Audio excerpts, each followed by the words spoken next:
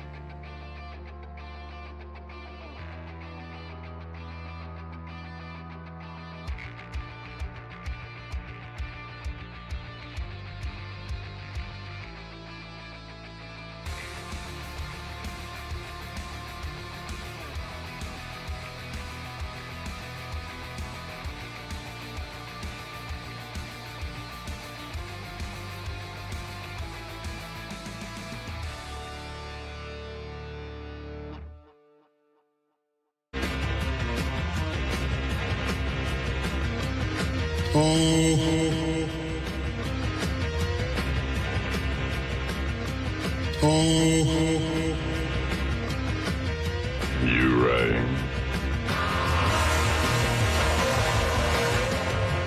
Hey, good morning, everybody. Good morning. We are Toucher and Hardy, brought to you by FanDuel Sportsbook. Make every moment more with FanDuel. You can watch us on YouTube. Search 98.5 The Sports Hub on YouTube and subscribe. So many of you subscribed. So many. We have 5 million subscribers. It's the most subscribed channel on YouTube. Oh, when did we hit that number? I had no idea. Yeah.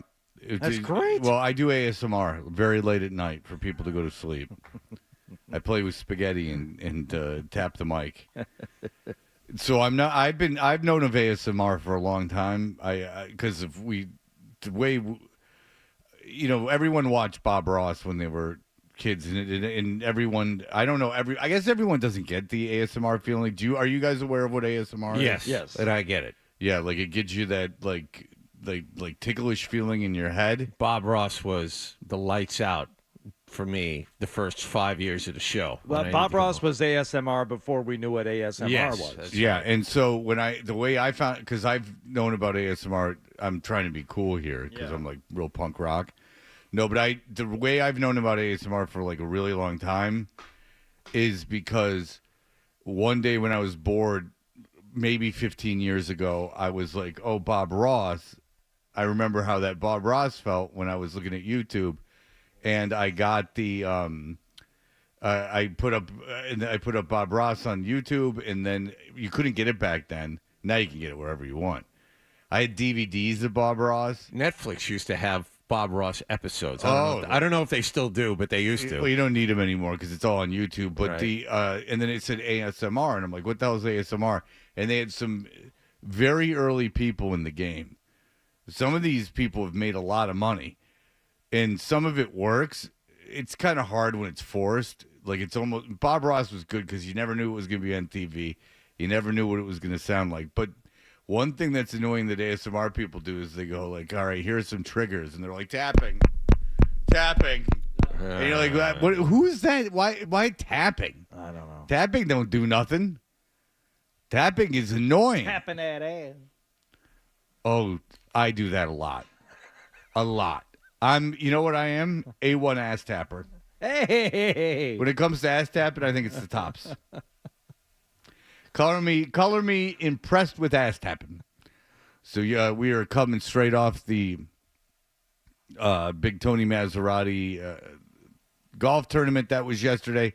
We barely with Mike and Nick and Dan and not Mike Dick, John, Mike Ditka. Mike Ditka played. Yeah. Mike, Nick, Dan, and John all played together. Mm-hmm. And you guys all scattered. I saw Lockhart and I saw you a little bit. Yeah. John, I did not see Danny O at all. Danny O is the master of the quick goodbye. Yeah. He's there and he's gone. I came downstairs. You were engaged in conversation. All you mother effers left. Every single person left and left me in there taking shrapnel from everybody.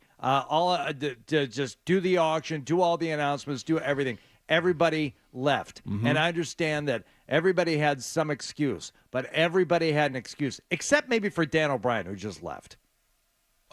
If I could ask a question, from the golf course. No, you know what? The answer is no. I can't think of anything I would have wanted you to do anyway. But go ahead. Go ahead with your question. How far of a drive was it for you from the golf course to your driveway? How many miles? Estimate. Hold on. What's the over-under? I say 4. I was going to say 6.2. Okay. From my house? Yes. Can's not that big. It's not 6.2. I don't think it's that far. Okay. 4. All right. So you want to play this game? How many hours when you got home did you work on today's show? 2. 2 hours. You spent 2 hours working on today's show. I did. Really? Yes. That's fascinating. After the 117-mile drive. I would like you to account for your time. One way. I want to know how you spent 2 hours working on today's show. I was asked to participate in the golf tournament. I went to the golf tournament. Okay. What did you do? You were asked to do the auction afterwards. Not really. Not really. It's just kind of assumed. It's kind of assumed. I would have stayed. So Hardy and I played with 2 auction winners. You should have left. You could. He could have. But Wouldn't that have been great? Where's Hardy? I actually would have been pretty cool, actually. Yeah. I was there when Maz went to Hardy. Hey, are you doing the sound auction? And Hardy was like, he's like, I don't want to. And then Maz was like, you don't have to. But I think by asking that, he was sort of assuming that Hardy would do it. Because there was no one left to do it. I would have stayed. We had 2 guys that bid on us, and they ended up being cool, which was very fortunate because it took, it's one of these things that takes like 5 hours to do is exhausting. But I liked the guys, and I liked them a lot, and they had paid a lot of money. So my intention was to stay for the thing, but I mean, I am a divorced father. Sure. Of 2. And I had to get my daughter at 2:20 and take her to the tutor at 3. And I would have stayed. I wanted to stay. I actually wanted to stay. I wanted to stay with you guys. I didn't want to stay with, it got a little easier to leave. There were a couple of people there that made it easy to leave. Yeah, There's one. I'm gonna think of one, two. There were 2. Like if you get drunk, that's awesome. And believe me, I was the drunk guy for years and years and years. But there is a certain type of drunk that when they see you, they get like an evil look in their eye. They're sizing you up. Yeah. And they know who you are because they're at the station golf tournament, right. but they kind of pretend that they don't know your name, and then it's kind of weird. All right. Just if you're gonna get drunk and stuff, 99% of the drunk people are fine. And even if you're over talkative, I'm not complaining at all. Believe me, I'm not on a high horse. But there is the 1% of people that get that evil eye. They get that wild look in their eye. And I don't care for that, and I don't even think I got that. I wasn't a big yeller. No. So So that was. You're more of a mumbler. Yeah, big mumbler. Yeah. The touchers lose their tongues quick. My dad did too. Back when he drank. Okay. Yeah, we lose our tongues quick. We're pretty obvious ones. Even the next day, sometimes. I'd catch my But I got to tell you, Freddie T. hit some shots yesterday, boy. There you go. Very Oh, my erratic. goodness. Nice. Very erratic. Hold a big putt on the one time on the course when we made back-to-back birdies yesterday. But Hardy was all upset about our score, and we came in, and it was kind of nice because the people that he talked to had done as bad or worse than us. Yeah, pretty much. What'd So you I- guys come in at? -1. Okay. What'd you guys come in at? We were, what were we, guys? I think we were 1 over. I had +1. Yeah, +1. Yeah. Oh, so you gave yourself some leeway. I mean, there. it is. Hardy's stickler. Oh, no. We knew very early on in the round that it was going to be one of those days. that's Like, good. all right, why don't you just fill out the scorecard now and we could just play. It's Good for you. But I mean, -1, even, +1, they're all shameful results for a scramble. I mean, we should all be ashamed. Although I will say, John, Yes. hole number 2 for us was 18. Yep.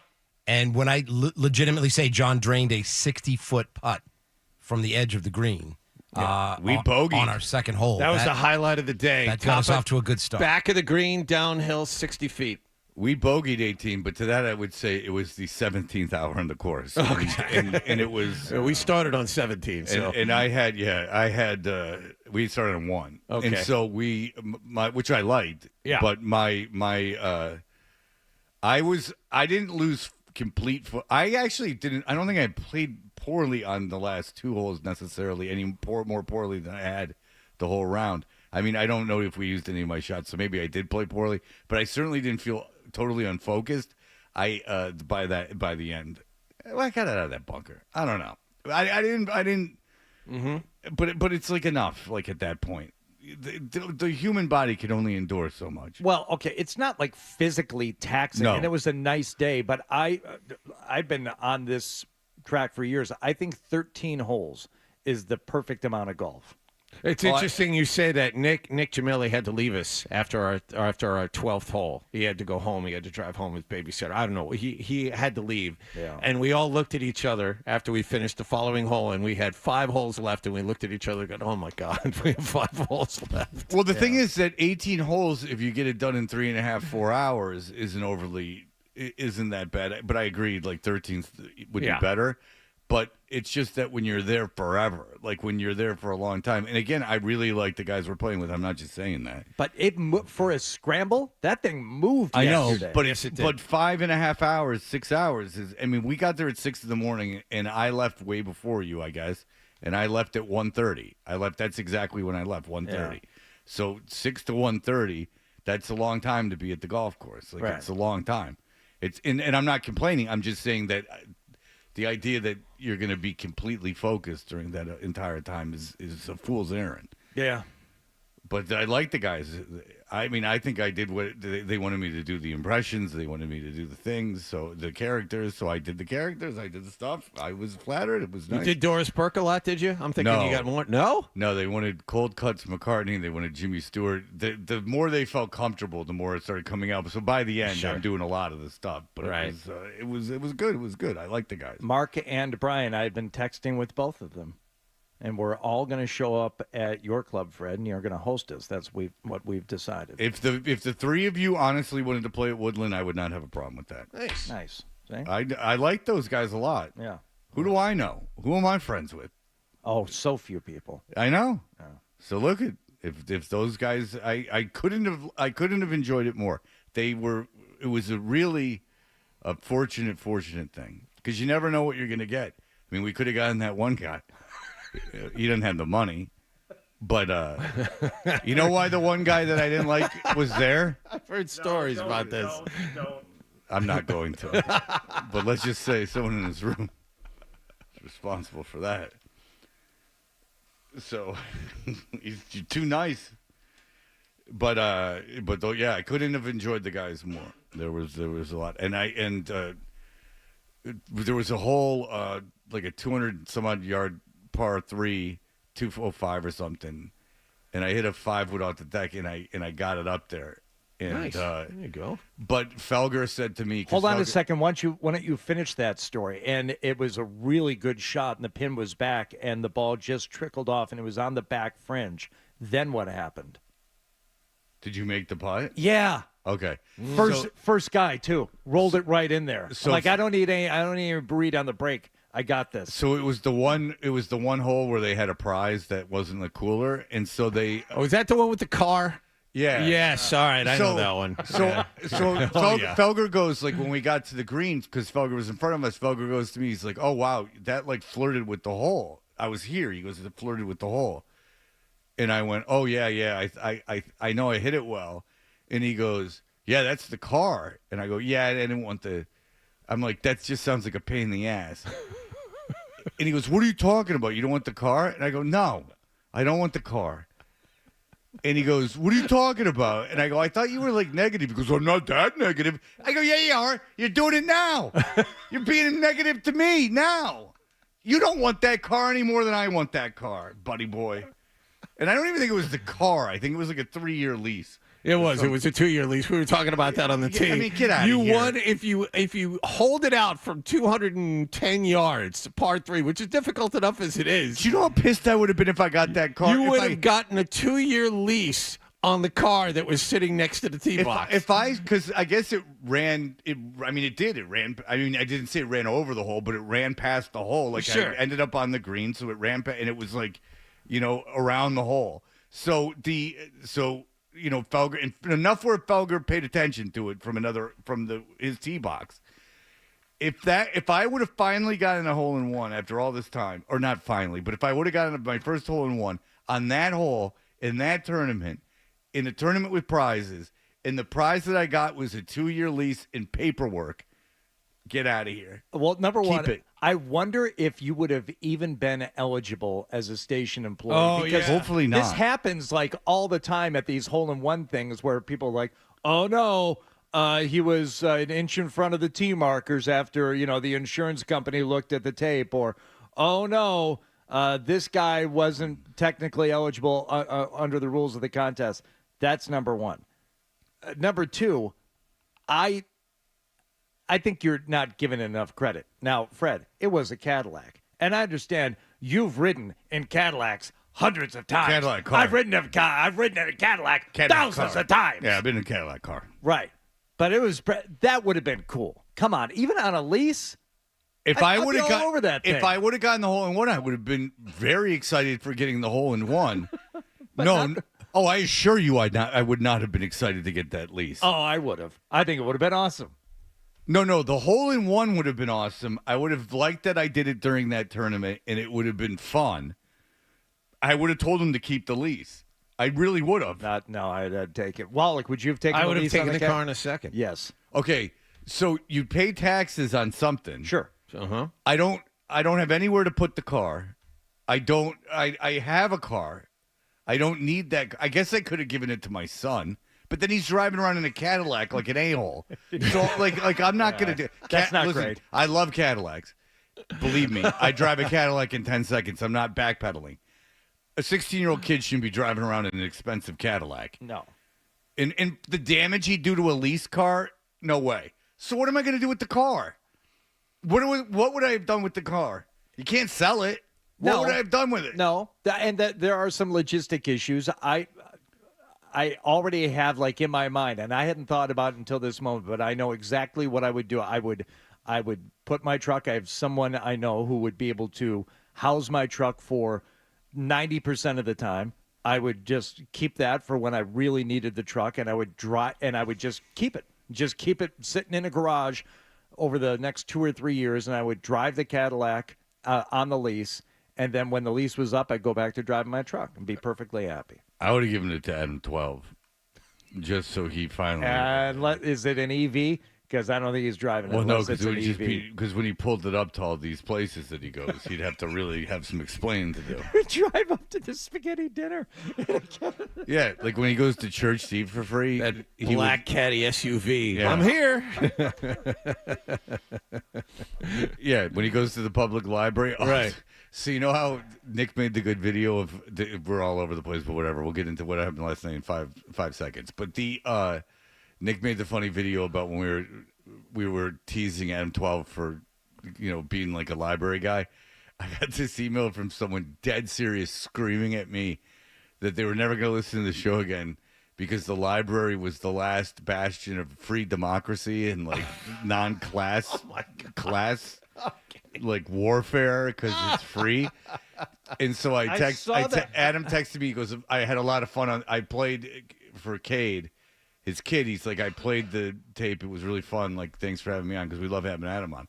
And I went, yeah, it's funny. I got this email. Listen to this, Hardy. So he goes, I got this email. I got this email like yelling at me about the library. He goes, that it's the last bastion of democracy. And Adam's like, well, that's true. But you shouldn't have gotten, but it's a shame that you get that kind of response. And it's like, of course it's true. Of course it's true. I saw that email, I think. Was I CC'd on that one? I don't know. Okay. I was just like, I can't take it anymore. That was sincere? I think that was absolutely sincere. It was from a woman. Oh, boy. Oh, wow. Yeah. All Now right. you've stepped in it. I don't get a lot of emails from women, let alone sarcastic ones. How do you feel about the whole librarian fetish? If I saw it, I like the Seinfeld with the short-haired blonde that Kramer bangs. There you go. Manchi. All right, we'll be back. What are we going to talk about, Hardy? I got to know. Oh, well, what happened last night? The Stanley Cup Final continues. The big coaching question was answered yesterday. And, we'll get to both of those things. If I hear one more national show do a Caitlin Clark story. I almost mentioned it just now, and then I remembered that I don't care. No, So I can't do it anymore.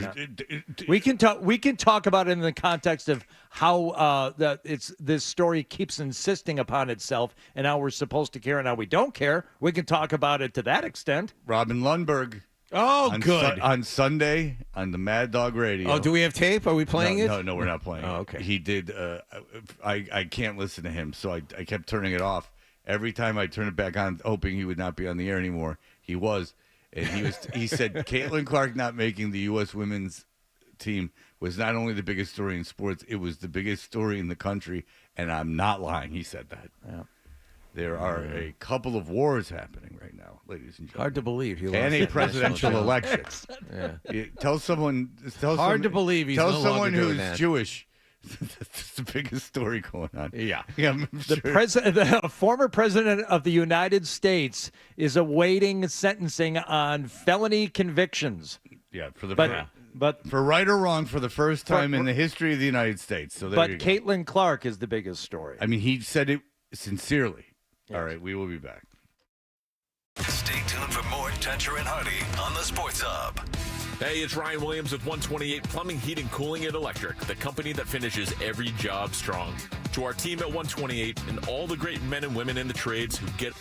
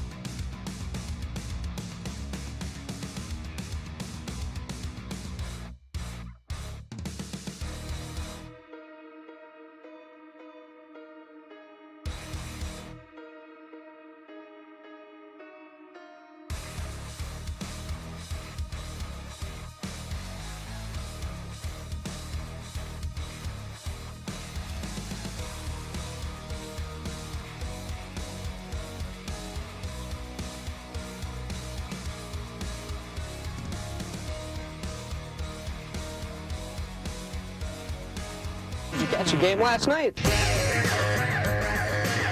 Hey, we're Toucher and Hardy, and it is time to go over everything that happened last evening. Hardy, what do you got? You tell me now. Well, we were talking about whether or not Danny Hurley would take the job with the Los Angeles Lakers and thereby spoiling J.J. Redick's plans to move out of the broadcast. Well, he already booth. did. Yes, well. This whole thing spoiled J.J. Redick's whole thing. I would think it's pretty much turned that upside down. But the thought of Danny Hurley leaving UConn and joining the Lakers was still up in the air, and a lot of people thought this was going to happen. Well, apparently, Mr. Hurley, we have learned yesterday, has turned down a 6-year, $70 million offer from the Lakers.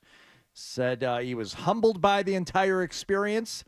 He's proud of the championship culture built at Connecticut.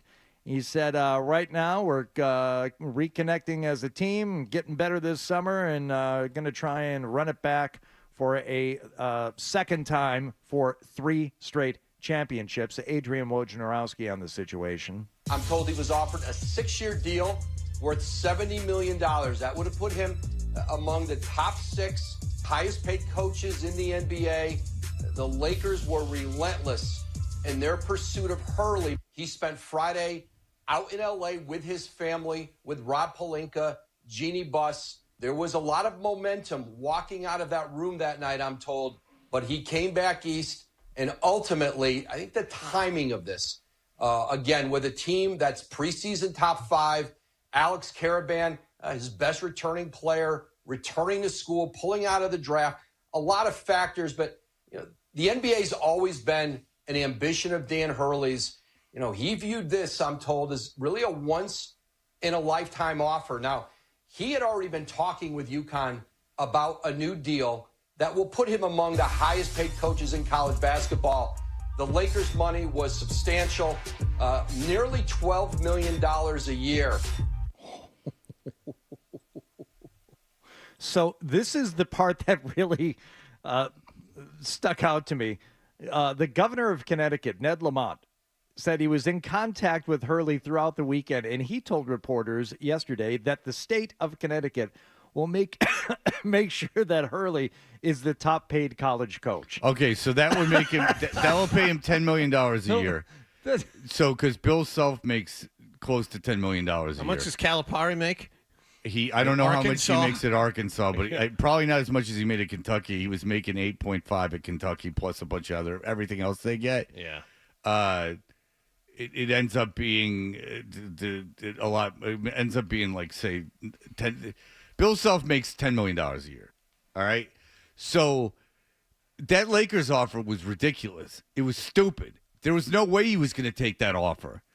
That offer, he gets paid less than Monty Williams. He would have been, give or take, not even in the top 5 highest paid coaches in the NBA. That's not blowing anyone away. It's not an elite. If they would have offered him Eric Spoelstra money, $15 million a year, Popovich makes 16, Steve Kerr makes 17.5. He's not going to make as much as them. He might not even make as much as Spoelstra. But Monty Williams makes $13 million a year. Monty Williams coaches the Pistons. He was terrible with the Pistons. He's won 0 championships in his career. If they would have offered him $13 million a year, he would have taken the job. So an extra $1 million a year. If they offered him $13 million guaranteed, an extra $1 million a year on that contract, yes, they would have. He would, and they gave him a long-term deal. Yes, he would have taken the job. I think it would have taken more. I think it would take. If you turn down $12 million a year, an extra $1 million a year is going to make the difference. I think it. Well, if he was hemming and hawing on it. Because what was the deal? What was the offer? 6 years and $70 million. 6 years, $70 million. So it's between 11 and 12. Okay, so it's between 11 and 12. So so I don't know 12. It's 11, right? 11.5. If you offer $1.5 million a year more over the course of 5 years, yes, I think he would have taken the job. I absolutely do. That covers your taxes. Well, thank God he didn't take it, because you walk in there and then LeBron leaves after a year or 18 months, and then what are you stuck with? I mean, the Lakers aren't going to be a powerhouse once LeBron leaves. You think Anthony Davis is going to stick around after LeBron leaves? And then you're Danny Hurley and you're coaching a team that's winning 30 games a year. And I haven't looked at their draft capital. I can't imagine it's a lot, but I heard a guy yesterday in the Big East talk about it, and he said that coached in the Big East that now works for ESPN. I can't remember who it was, but he was talking about it, and he said three things. He said, "Here's why Hurley would have taken the job. A, if it was an elite team, like you said, like they had a bunch of talent set up to win now. B, if it was on the East Coast, that might have flipped his decision a little bit. But the most important thing he said was money." Because all these people saying, it's not money, it's not money. No. If he would have been offered enough money, he would have taken that job. You know he would have. And the other thing about this, ultimately, is that this isn't the last NBA team that's going to come calling for him. He could probably get a job which will be a little bit more stable. I don't know if he's going to be offered the amount of money he just got offered, but if his dream is really to coach in the NBA, he's going to get another chance. Say he got offered $14 million a year. That makes him fourth highest paid head coach in the NBA. He between 11 and 12 now. Yeah. Mm-hmm. Okay? He's going to make 10 at UConn. Mm-hmm. That's a substantial amount of money more than he'd be making at UConn. But you were talking about a blowaway offer, and I think $14 million as opposed to $10 million. that's a significant jump. That's more than the 1 or 1.5 a year you were talking about. All right. So say he got $14 million a year. That makes him fourth. So he's not supposed for Popovich or Kerr, but he's more than Monty. What I said was more than Monty Williams. They needed to offer more than Monty Williams to make $13 million a year. So my bad. So say they offered him $14 million a year. Then $4 million more a year than he makes at UConn with the raise. Come on. He's taking that job. I don't know, Fred. The college coaches that end up staying and it's a different world. I know what you're gonna say. It's a completely different world. I know it's NIL. a different world, but with NIL, with the transfer portal, and everything else. And what Coach K did and what Izzo has done over the years, Not the same. I agree, it's not the same, but he is still going to be exalted and thought of in a way at UConn for as long as he's there, not regardless of record, but you can have some downturns, and he is still going to be beloved, as opposed to going to LA. Where How about Villanova? They might start crapping on him immediately if they lose without. So I'm coaching it. So I'm coaching at Villanova. I'm a made man at Villanova. I've won championships at Villanova, and I quit Villanova because I don't want to deal with this crap anymore. Krzyzewski quits at Duke. These guys, it's not worth it. I guarantee Izzo quits soon. It's not worth it to these guys anymore. It's not the same. When you used to just have to recruit. But they didn't quit to take jobs in the NBA. No, which is even worse. They're just like the coach at Villanova got sick of what I'm saying is that it's not fun anymore for these guys. They don't like it anymore. And maybe they think it would be even less fun coaching in the NBA. No, Hardy, the point is this. If you're going to my point stands. If you're going to quit a job to not take another job, it's because you were saying if you're a made man at a school. And I'm saying these guys that are made men at schools, Saban at Alabama, if you want to go to football. Yeah. These guys are leaving programs to just retire. You know Saban wouldn't have left if there was no NIL. He said it. You know the coach at Villanova wouldn't have left if there was no NIL. They said it. It's a consistent, it's free agency every year. Someone made the point yesterday, what if baseball had free agency every year? Every player was a free agent. Every player was a free agent at the end of every baseball season. That's what it is in basketball. Every kid can leave. They can do whatever they want. I'll say one more thing, because you brought up Saban and Krzyzewski. Saban's 77 years old. It's just done. No, I don't. He think said he left because he testified in front of Congress about NIL. Dude, he left because of NIL. He did. Yeah. Now, he might have only coached 3 more years or 2 more years, and he was 77. How old's the coach that was at Villanova? Jay Wright was a younger guy. Jay Wright wasn't 70 years old. Jay Wright, I think, was in his late 50s. I mean, dude, But these- NIL was the reason. NIL is like, all right, I've had it. I can only recruit year to year. This requires more energy than I'm willing to. And the other part of it is how these coaches see themselves. Danny Hurley's going to be an NBA coach at some point, just not this particular job. He sees himself as an NBA coach. Krzyzewski turned down offers from the Lakers and the Celtics after Duke won back-to-back championships in the early 90s. And you know how much they offered Krzyzewski, I guess, for the Laker job back then? Because I heard it yesterday. Yeah. $9 million a year. Jesus. For that day and age? Oh, Yeah. God.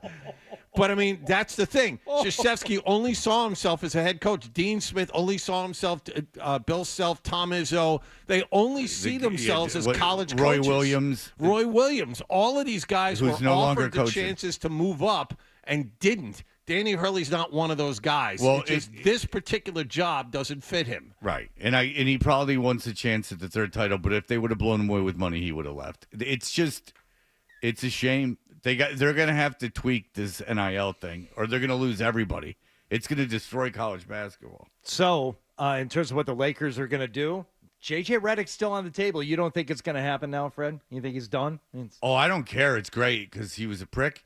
And anyway, it's going to look – I mean, you got to slink into that job if you're him. You can't act like an arrogant, cool guy anymore about it. He was not – he thought he was their first choice. No, not even close to their first choice. And now it's like everyone – the whole fan base is pissed at the ownership for not offering Hurley more money. Yeah. They're embarrassed. People are saying I don't know why they're saying now it's LeBron has to call up JJ. We really like you. Don't worry about it. So the whole arrogant JJ Redick thing is out the door. They'll text him. They brought out Hurley's entire family for 3 days. Took him to Universal. Took him to Disneyland. Meanwhile, whining and dining. Redick, who's already talked to him about the job. Hey, how come? Meanwhile, Redick one-on-one. Now he's going to have to text them. And by the way, what do you think? His salary is going to be public record. So you're going to see how much less they're paying him. I know. He's going to get half. They're going to get $5 or $6 million. Oh, dude. Okay. So Missoula makes what's he make? Missoula makes $4.7 million a year. He's the lowest paid coach in the NBA. If I'm offering Redick a job, $3 million. Yeah. Take it or leave it. Darvin Ham, like $4 or $5 million a year. He made $5 million a year. So, and now he's on with Milwaukee. Yes. If I'm them, I'm going. You're going to be I'll offer you. Fine. Let's split it. $4 million. $4 million. Yeah. I'm offering you like percentages of what I was offering Danny Hurley, and eat it, stupid. He knows he was their second choice. It wasn't even close, and he's going to get paid less than half. And by the way, if you make $4 million a year in LA, like you're living like you're not living like that's right. Private You're in a jets. condo. Yeah, like that's not private jet money, baby. Like have fun, dum. Try to be arrogant with that thing. The minute he was arrogant in any press conference, I'd be like, how did it feel to be the guy that was after the guy who's making a very small percentage of making a quarter of what the other guy would have made? Stupid. Pull that arrogant crap anymore. No sirree, Bob. We'll be right back. Here are the headlines. Sports Hub headlines. Celtics have tonight off. Their next game tomorrow night in Dallas against the Mavericks. Game 3 of the NBA Finals. Celtics up 2-0. Lakers still looking for a head coach. UConn's Danny Hurley turned them down yesterday. In football, the Patriots went through day 1 of mandatory minicamp. Full attendance in Foxborough. Running back Ramondre Stevenson told the media he's pretty close now to signing a contract extension. Florida beat Edmonton 4-1. They lead the Stanley Cup Finals 2-0. And the Red Sox had last night off. They play the Philadelphia Phillies at Fenway Park tonight. Sports Hub headlines are brought to you by Boston Prolotherapy. Don't let joint pain keep you off the court, course, or trail this spring. Eliminate that pain with Dr. Franke at Boston Prolotherapy. I'm John Wallach at Boston's Home for Sports, 98.5 The Sports Hub. Your next update at 7 o'clock. Listen to it, laugh at it, get mad at it, agree with it, argue about it. It is Boston Sports. Boston Sports. And it is all we do. 98.5 The Sports Hub. Whether you want help with your plumbing business, plumbing career, or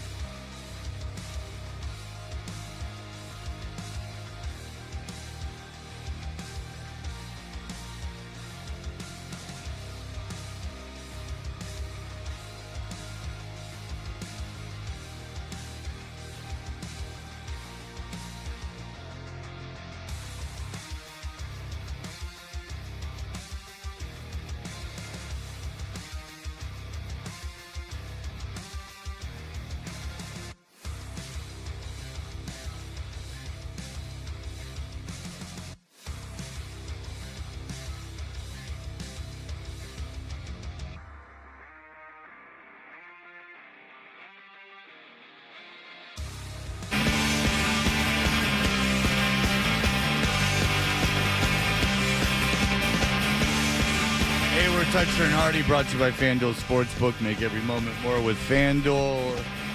What else is going on, Hardy? Stanley Cup Finals going on, Freddie T. The Florida Panthers and the Edmonton Oilers. I was talking this series up to a borderline at the best case scenario, casual hockey fan. I'm like, oh, you're going to want to watch this, man. You're going to be able to see the offensive prowess of the Edmonton Oilers, and you're really going to enjoy some hockey. Instead, what you got was a goal apiece last night for the first two periods, and now Lundell survives a check from Bouchard. They score! Evan Rodriguez again! A power play goal! And a 3-1 Florida lead! Yeah, Evan Rodriguez with 2 goals in the third. And as we were talking about off the air here a moment ago, Draisaitl left his skates to deliver a hit on Florida's Barkov, and Barkov has been their best player. Their best player. And now he was down on the ice for a time, had to be helped off the ice, went straight back to the room. And whether or not you think this could change the series, especially for Florida and their chances, changes a lot. Everyone's saying that. It's like, all right, what if that hit had been put on Draisaitl or Connor McDavid? What if, or say Brad Marchand. Or Brad Marchand or someone like this. Yeah. I mean, it is now, I think everybody wanted to, if you didn't have a dog in this fight and you're just watching the Stanley Cup final, who would you end up rooting for as a team? Edmonton. Who would you want to Edmonton? Edmonton. Right. What do you think of it now? Does this change the tide in terms of what people? Well, no, and then you'll see that they threw the stupid rats on the ice, which is, again, embarrassing. Remember when we got in this argument? Nashville in Florida, it's embarrassing. You're a bunch of hicks.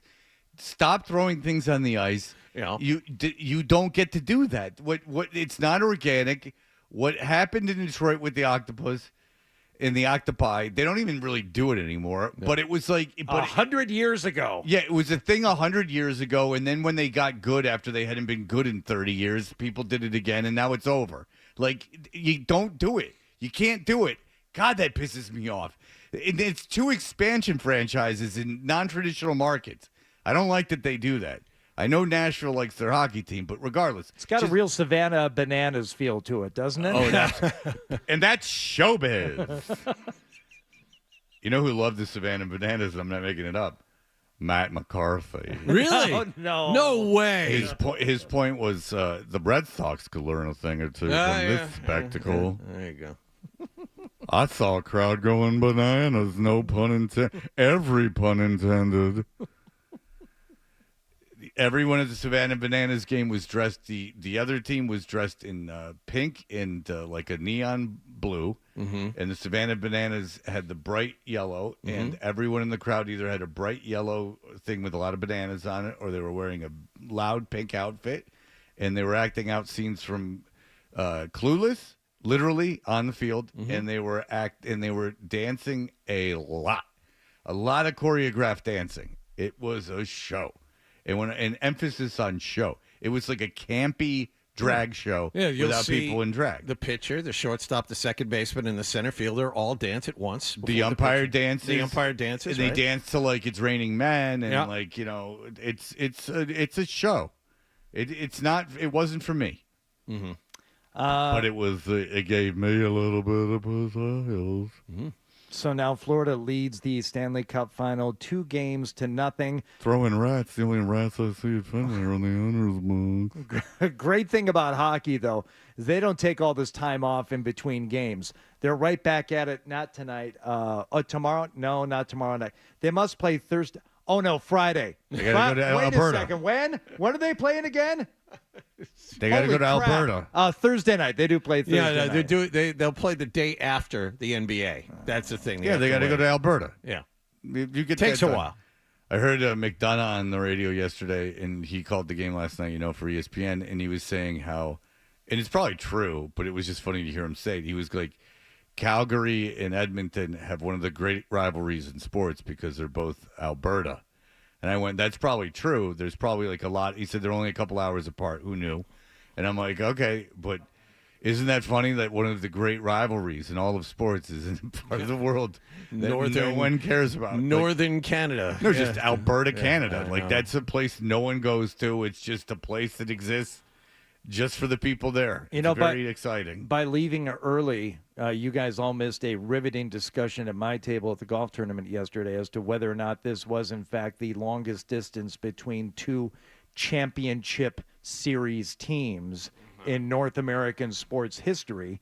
Because what had we argued here last week? Wouldn't Boston and Vancouver be Right. A greater distance than wherever the Panthers play and Edmonton? Not northern Florida, but No, an you hour obviously north of So Miami. you used the Google, and what did you come up with? Well, and this is where it got very heated. Are we talking about as the crow flies or the duck walks? Because if you got to drive that sumbitch. Okay, we're not talking about driving, obviously. It would be a flying situation. It has to be Vancouver, Boston. And again, air miles, or are you talking flight time? There are many different ways of looking at this. Why would the flight time be different than the air miles? Because when you're flying from Boston to Vancouver, you're flying into the wind, Yeah. and it's a longer flight, and it's longer going back. So somebody, But you're also flying into the wind going to Edmonton because you are going west, too. yeah, but you're going as much north as you are going west. And I don't know if the headwinds affect you as much. Fred, there were so many considerations during this discussion, and you missed all of it. You would have been right in the thick of it. Well, you could have too. just Googled it. We did Google it, but we Googled multiple things. We Googled driving distances, flight times, Why? They're afraid flight of flying? miles, all these things. Why don't you say how many trains you had to take to get up there? The point was it was like more than 3,000 miles for each one on the driving. It's a long way away. Yeah. It's a long way away. Let's throw rats. Why? Because they're rats. It's fun. How many Mary Why are you Lou throwing Retton cat- backflips would it take to go from Boston to Vancouver? I don't know. He'd be finished after 2. I know. I love her cameo in Scrooged because you don't see it coming. You know, you think she's just in there playing Tiny Tim, and it's like, oh, that's an interesting casting We watched choice. Scrooge the first time ever, my family and I, Christmas. Did you like it? No. What do you mean you didn't like it? I meant that I didn't enjoy the film. What? And neither did my family. What's not to enjoy? It's Bill The Murray. film. It's, Very good it's movie. David Johansen. It's Mary Lou Retton. We all loved the Mary Lou Retton part. There's no question about that. Karen Black. From Animal House fame. That's right. Yeah, she's always the girl next door that you could fall in love with easily. You got to love Karen Black. Yeah, I do. Yeah, you got to love her. All right, we'll be back in just a moment. Young Nicholas. Oh, young, sweet, sweet Nicholas was out and about at the big Celtics game. We can hear what he got because we couldn't play for yesterday. We'll do it today.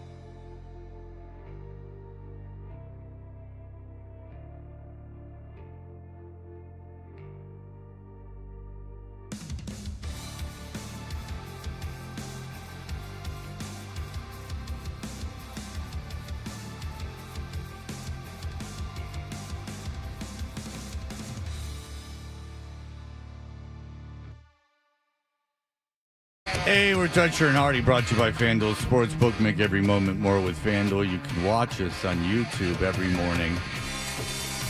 Go to search 98.5 The Sports Hub on YouTube and go ahead and do that. Young Nicholas was out at Game 2. You know the Celtics won that game. Kyrie Irving did not play well. Well, nobody that Nicholas talked to seems to think so. They're all big Kyrie fans. Again, we talked about this a little bit yesterday, John. The Kyrie thing, I think, is now a little forced. I don't believe that he's that much of a villain in this city anymore. I do not believe it. I think it's a little forced. I think people are insisting upon it a little too hard. The Celtics won. Mm-hmm. The Celtics are the winners in this whole thing. Kyrie Irving has fallen apart. Now that's over. Everything has gone the way that it was supposed to go, and there you go. Celtic fans could not have asked for anything more out of the first two games. Kyrie was awful both games. They won. Celtics won both games. Yeah, I'd say it's pretty much a win-win for everybody here so far. Yeah. So I just think this this narrative of because now the narrative is Kyrie's freaked out playing here. And we'll get to it later, but it has been funny hearing some analysts trip all over themselves saying that can't be the case. Well, then what's you don't know that any more than I know that. He's a Hall of Fame player that looks like he just got here from college. Yeah, so then what's going on? It's short of an injury. What's going on then? I know. That's what's going on. That's the best part. Twist yourself into knots trying to change that. I heard, I'll figure it out before we talk about it, but I heard an analyst talking about it. He was like, and you're like, and then it was before game 2, and you're like, okay, then why? If you're so smart. All right, here we go. David Aldridge was the guy. All right, here we go. Let me write that down so I know that. Give me 1 second to write that down. Okay. I got to write my thoughts down. I got so many of them. They're floating all around in my head. I'm going to get you a little notebook.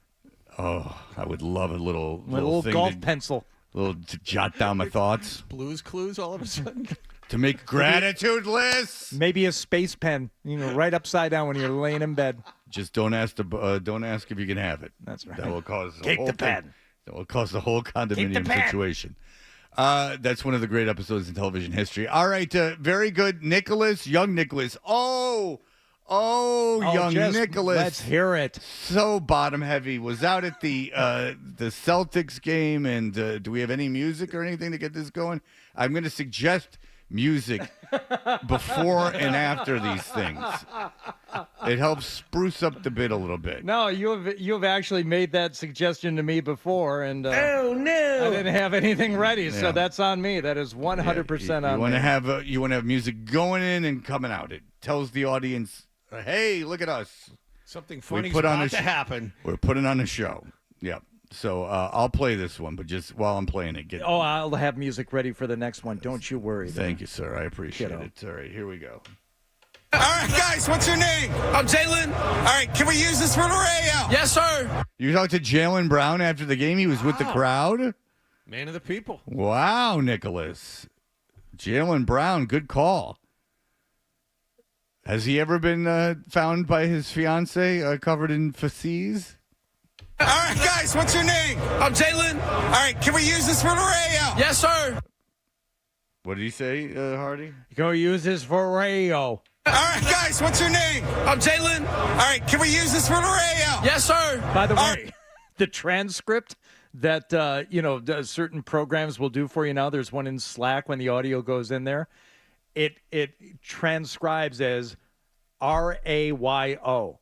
Can we use this for the radio? Do you like how upset Nick just started look swearing? At it on Slack. Why look is at he it on swearing? Slack. It's almost like he he's doesn't calling me a liar. He doesn't know how to socially. He's very.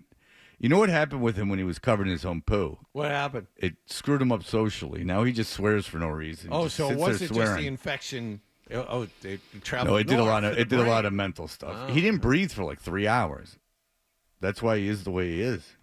All right, talk to me about tonight's win, man. Hey, we don't need Tatum. We don't need Brown because we're a team. We bleed green. You know how we do. 2 more, job not finished. Big Kyrie pack. Holding them down. We strapping them up. Yo, tell Daniel Gafford get his ass back on the Wizards, man. Yeah. What? Yeah, Daniel Gafford. Go back to the Wizards. They're Mavericks don't need you. They're going deep with their Mavericks. They're talking about. He's a backup players player. How do you not know who Daniel Gafford Nobody is? cares about sending These them guys back to their previous teams. They deserve every ticket they get. These are true NBA Did you fans. see that one play where he posted up Tatum and scored on him? No, that happened. That happened twice in a row, actually. Yeah. So I did see it. Okay. It had to happen twice for me to Daniel notice. Gafford. Yeah, they were exploiting the matchup. Yes. Yeah. You know what? These guys, good for them. Good fans. He's the ninth guy on the team. Nah, They played 23 minutes. He starts. Yeah. He starts for the team, I believe. He played about half of what the other starters played, but he started. All right. The Gaff man got in foul trouble, though, I believe. He had 4 fouls A lot at of some people point get in in that foul game. trouble for Dallas. Yo, tell Daniel Gafford get his ass back on the Wizards, man. Tell that nigga get out of here, man. We going back to Dallas. We're going to take care of business, come back, and we got a parade waiting for us. Yes, Come on, sir, man. yes, sir. And how are you guys going to celebrate? I'm going to get my T-Rex shirt from Marshall's, and I'm going to rock that motherfucking black tie, too, baby. Let's get a dub. Let's get a Celtics parade. Is he playing? Is he talking about? I'm going to get my T-Rex shirt from Marshall's, and I'm going to rock that motherfucking black tie, too, baby. Let's get a dub. Let's get a Celtics parade. Get a dub. We strapping them up. Get a Celtics parade. You know how we do. Yeah. What is he doing with a T-Rex shirt? Is it like a faux vintage situation? I don't know. But is it a T-Rex, the band, the glam rock band from the UK of the 70s? Or is it T-Rex, the dinosaur from prehistoric times? Well, I don't know if you could hear. Robbie was there also, and then they get into a T-Rex off where Robbie starts showing off his T-Rex shirt and his T-Rex tattoo. Why does Robbie have a T-Rex tattoo? Of the T-Rex from the Route 1 mini golf orange dinosaur. The big blue dinosaur. And it's an orange dinosaur, Orange and he's dinosaur, fighting Jesus with nunchucks. That is the Robbie Road Steamer thing. And blasphemous. So. I tell you what, though, Robbie out there with Nick, those two are a tour de force. So there's another one here that we have to get to, Fred. We have to listen to this next gentleman here. Right, you will enjoy it. All right, here we go. There we go. Let's go. Yeah! All right, what's your name? Daniel. What? Daniel! All right, can we use this for the rail? Hell yeah. All right. Game 2. We just won. 2 more wins. How you feeling? Celtics is 4. Oh, yeah. What was your favorite moment from Game 2? Oh, great question. All the blocks. Look at you two of you out there working as a tandem. That's a good question. Oh, great question. Great question. So go back to Daniel, though, at the very beginning. So we have Robbie out there to disrupt more than anything, but there's nothing to disrupt.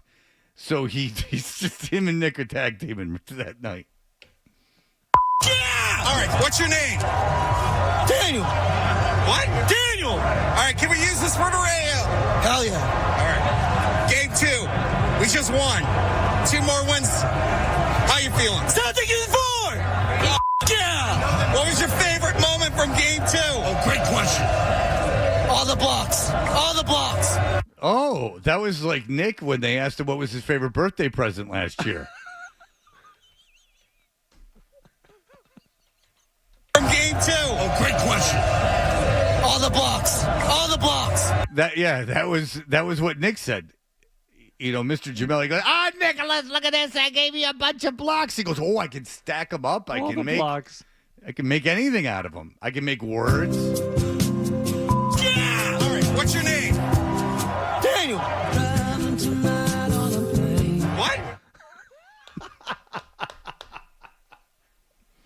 I love Daniel. He's so confused. I can see Daniel waving goodbye. We gotta block him more. Oh, he's got a shirt. What's your shirt say? Oh, my shirt?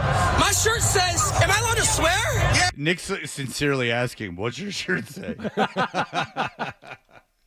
Nick's like, that looks like a cool bunch of letters. What do they say when you put them together and read them? It's like when Nick goes to his kid and holds up the storybook, and he's like, I don't know this one. And the kid goes, oh, Dad, that's 'Twas. Huh? That just means. Come on. Oh, my shirt says, am I allowed to swear? Yeah. Okay, so my shirt says Kyrie, and the reason for that is he stomped on Lucky. He lit sage in our arena.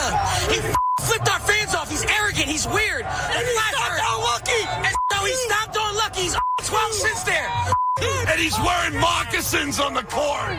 Dirty, ugly-ass shoes. Boston! Well, he lost his shoe deal. I mean, ladies and gentlemen, there's no question about it. Oh, Daniel. God, it looks like Daniel. Must be the clouds in my... Celtics is 4! Celtic in 4. So my son's friend is the kid that screwed with Doncic. He was getting his picture with Doncic, and then he said thank you, and then he goes Celtics in 4 though. Celtics in 4. It became. I was telling Hardy yesterday. So my kids, they're like, isn't this crazy? Like Brendan he's like all over the place. This is so crazy. I go, yeah, but it's over now. And they're like, oh no. And I'm like, what would be more impressive for you if he was like, what if he was in a movie? And they're like, no, this is better. They were like, sincerely, like, this is better than if he was in a movie, TV, radio, anything. Like, this to them is the height of fame. Went viral. That him being in a viral video. And my son's like, he's in Bleacher Report. And I'm like, you realize I'm in Bleacher Report all the time with people yelling at me. Yeah, but. And he's like, yeah, but that, but he's like this. I'm like, Bleacher Report's like AI. They don't, it's just an aggregate of like other things on the internet. But what are they going to see? They're going to see the stuff that's fed to them in their algorithm, and they feel that equals fame. That equals hitting the big time when it shows up in everybody's feed. And I'm not sure that they're wrong, Fred. That's the scary thing. So Brendan is 15. He didn't set a camera up. People are crazy. He obviously didn't tape it. He's at a Celtics game in the stands. Someone on the court behind Doncic is the one taping it. Yeah. Like Brendan didn't set any of this up. No. He's getting a picture with him. His phone is clearly in his hand, not taping himself. Right. You should read what these people are saying to this kid. People truly have lost their minds. Like like the vitriol and horrible crap directed at the kid for like just being like funny. Just being a 15-year-old wise ass who's saying it to the guy's face. Mildly wise ass kid. Not even like I kind of err on the side of, kids try and be respectful. Don't be like that. That's not even bad. Oh no, Celtics in 4. You're being a fan. And by the way, he says this to the guy's face, which is more than any of you are doing. Right. You all would crap your pants in front of Doncic. Grown men. You'd all sit there and kiss his ass like there's no tomorrow. But you're on the internet yelling at a kid. You're a bunch of psychopaths. What the hell's wrong with you? Why don't you just go buy it like everyone else? Oh, that happened, and now that's over. But I'll tell you, my kids, I've been on the radio every day of their life. My kids, I'm nothing. This Brendan kid, he's the hero. He's a new movie star. I think it's us as much as anything. I think it's their dismissal of us, because my wife was on one episode of Top Chef, not as a chef, not as a recurring character, sitting in the restaurant, and I believe she says when the waiter or someone comes to check on their food, she says something along the lines of, the shrimp is a little chewy. The kids lost their minds. We had to purchase the episode from like Paramount Plus so they could save it and go back and rewatch it. And I say, this was at the time when I was still on middays, and I said, you could record 4 hours of Daddy every day on the TV set and watch me at various times. They're like, yeah, but who cares? Right. Yeah, that's nothing. It doesn't have anything to do with anything. And my kids have friends who listen to the show. Yeah. But that's what's going on. People are losing their mind over these Boston Celtics, Freddie. Who can blame them? He was more like symbol 0 for a logo 3. Ooh. He doesn't mind, but what he said was, I am the one. Celtics will dance on the floor in the finals. Scal said he is the one. Scal did say that. Celtics will dance on the floor in the finals. All right. We will be back. Mark Daniels, do you know there was practice yesterday? Mandatory minicamp, friend. Mandatory minicamp for your Patriots has begun, and there was development. a development that you as Patriots fans will be interested about. We'll have that for you in just a moment.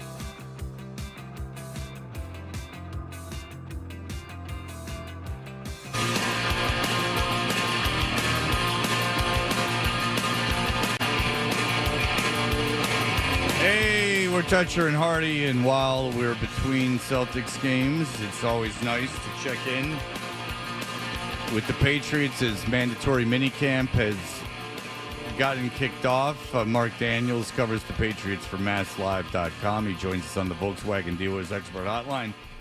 Mr. Daniels, a pleasure as always, sir. Hey, guys. Good morning. Hey, Mark. Good morning. Now, is anyone missing? Let's start with this. Is anyone missing? Is anything nefarious going on? What's the deal? Yeah, there were players missing mainly due to injury. I'd say like guys like Josh Uche, Jelani Tavai, Kendrick Bourne, Cole Strange. It was interesting because Gerard Mayo said that, everyone was there when essentially asked if everyone reported. The one thing about the word nefarious, Devon Godchow, he was there. He wasn't really doing anything. And it was even during warmups, he was sort of wearing like a sweatshirt, didn't have his jersey on. And I think the word a lot of us was throwing out was, is he like holding in? Does he want a new contract? Or I mean, that's just a guess on our part. Like he could be injured, which is why he wasn't doing it. But guys who were injured and not participating were either on like a lower field or they were just there in shorts and t-shirts observing, where Devon Godchow was there eventually in his uniform, but not really doing anything. I thought that was it. I couldn't really wrap my head around that. So like, do we have a hold-in? I don't know. Maybe not. Maybe we're reading too much into it, but word nefarious comes to mind. Maybe he wants more money. I don't know.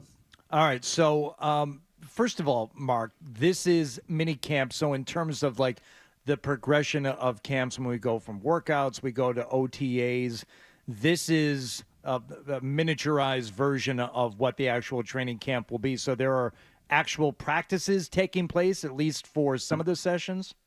Yeah, so minicamp and OTAs essentially have the same rules. The only difference is minicamp is mandatory. So in these sessions, there are no pads, no contact, no tackling. It's essentially two-hand touch football once again. But players, they have the option to go to OTAs.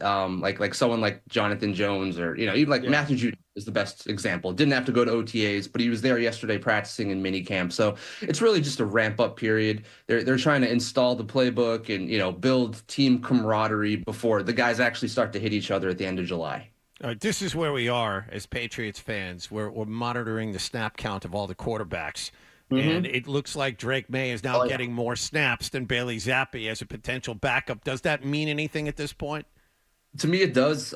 He's jumped over Bailey Zappi in the depth chart since last week. And I'll just say this, guys, he looked really good yesterday. It's by far the best Drake May has looked in the 4 practices I've seen this summer. He, like, for those who love training camp stats, sort of a joke. People don't love him, but he went 12 of 16 yesterday and 11 on 11 drills. And he makes these plays that just it's such a polar opposite to what I saw on the field over the last 2 years with Mac Jones and Bailey Zappi. He's big, he's fast, he's not afraid to run the ball, and when he does escape the pocket, you just see how athletic he is. Even some of his throws, they just have this zip on it. You're like, all right, there's a new quarterback in town, and his skill set is completely different than the last guy. That in and of itself is exciting.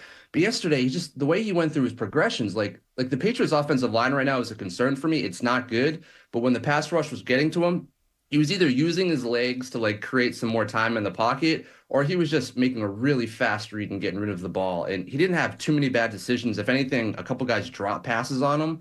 But yesterday, I'd say for the first time this spring, Drake May was the best quarterback on the field. So I thought that was by far the biggest development. Even Jacoby Brissett afterwards admitted to us, he said something like, you're seeing his like progression or development come alive. And we are. And I think if you're the Patriots and you're Patriots fans, you should be really excited about that. Absolutely. And now here we go. Where were you in the camp of if Drake May should play this year? What was your thought going into mandatory minicamp? Yeah, going into it, I said if he's CJ Stroud and he's going to have that type of development, it's like if he's a top 10 quarterback, then you have to play him. I'm still firmly in the camp of, you know what? I think Jacoby Brissett still needs to start, even though Drake May might be the best quarterback on the roster. Like, I've seen 4 practices, and I would say 4 different offensive line combinations with the first unit. There's been absolutely no continuity when it comes to their guard position. And then yesterday, they flipped Michael Wenu from right tackle to right guard. and they put Caden Wallace, who, by the way, they drafted to be a left tackle, at right tackle. So we're seeing different guys start at left guard, right guard, and now right tackle. It's clear to me that they don't have a five. They don't have five guys set. That's a giant concern. So, like, listen, but before you start a rookie quarterback, how about you figure out the offensive line first? And for that reason, I think at this point, you need to start Jacoby Brissett, even if Drake May is really, really good. Okay, but you personally, Mark Daniels, is a guy that's there all the time, and you're going to see all this stuff. Can you see yourself, if Drake May keeps showing in looks special this preseason, can you see your opinion on that changing? Yeah, absolutely. It's hard not to get excited. It's like the number 3 overall pick. He's 6'2", 220, and he can run fast, and he has like a big arm. It's like really easy to like watch this and be like, oh, this has a chance to be a lot of fun. So yeah, I could definitely see myself like, it's like I say that now, like, oh, the offensive line stinks, start Jacoby Brissett, but like, hit me up in like the 3rd week in August when Drake May is throwing like 60-yard bombs, and that might change. I think it's like natural to get really excited about the future. And I think that's what this season is all about, right? It's about like, oh, sure, just building for the future. They're not winning the Super Bowl or even going to the playoffs, but like that little thought of like, oh, wow, they might have a top 10 quarterback and this guy might not be a bust. Like, yeah, I think that's enough to push most people over that edge.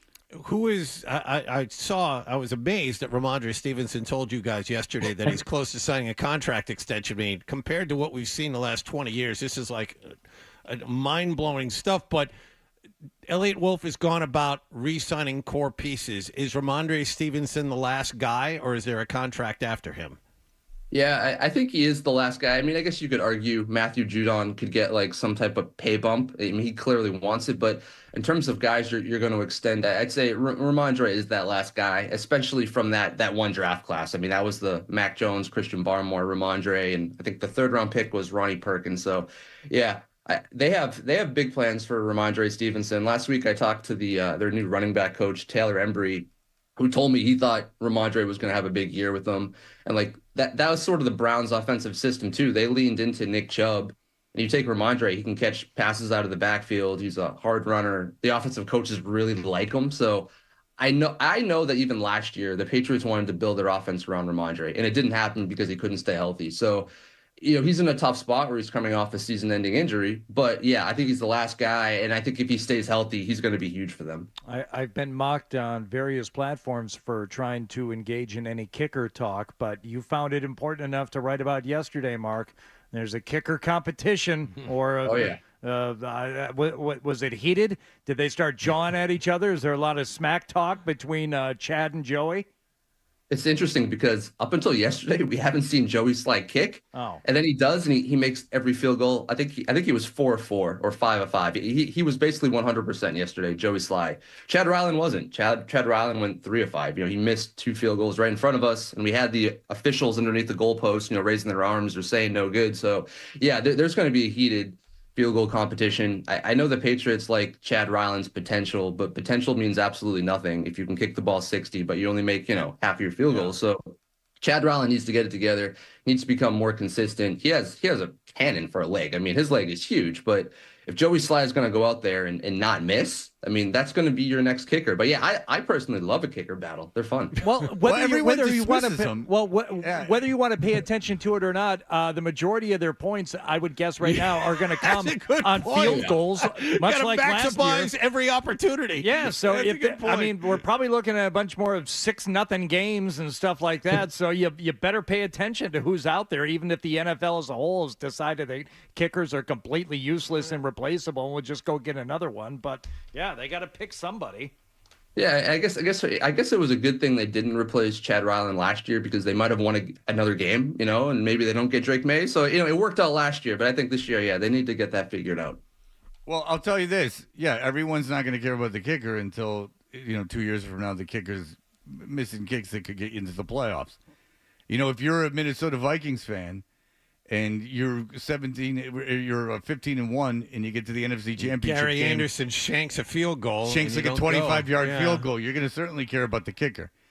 That whole attitude about how they don't matter is always funny to me because I know it's like a jockey, like masculine thing, and that they're not like tough, but they matter a lot more than most.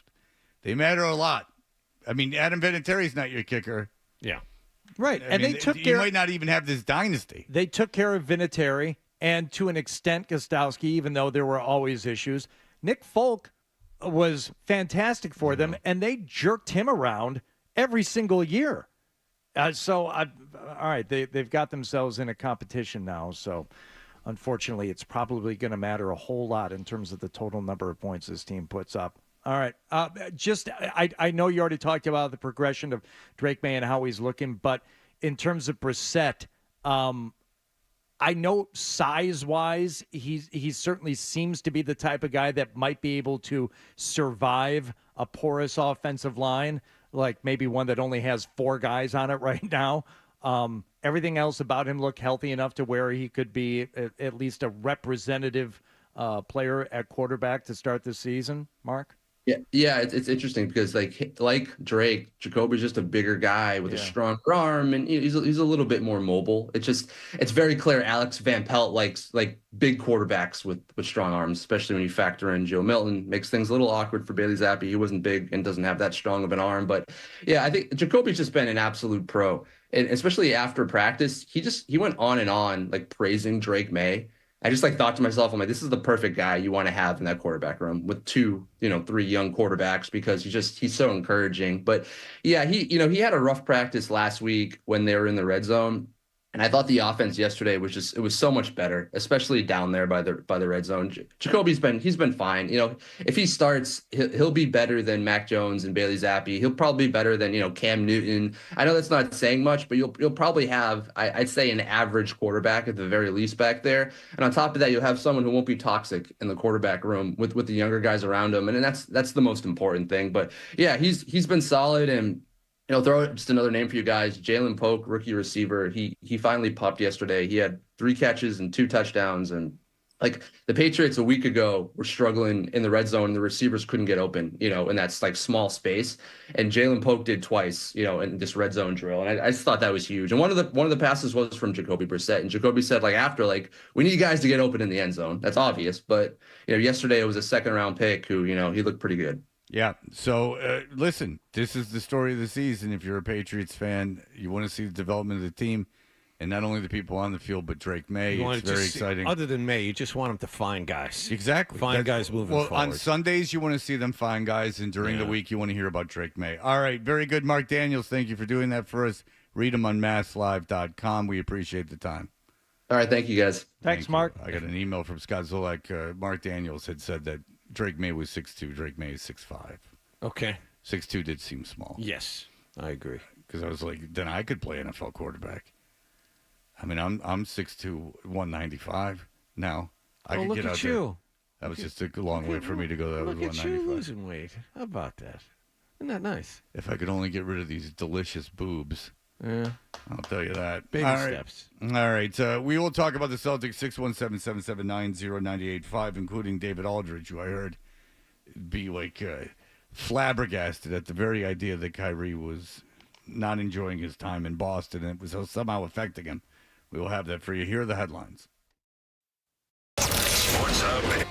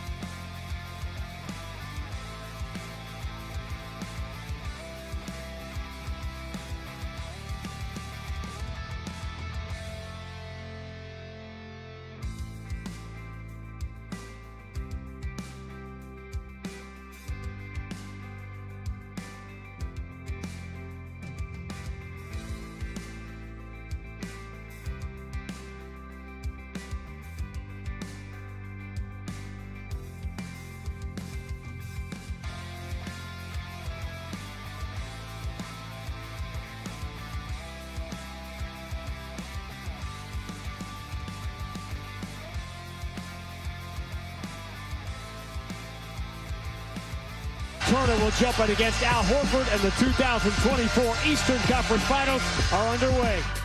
Forces it up over C. No! He tied it! He did it! Jaylen Brown from the corner with 5.6 to go.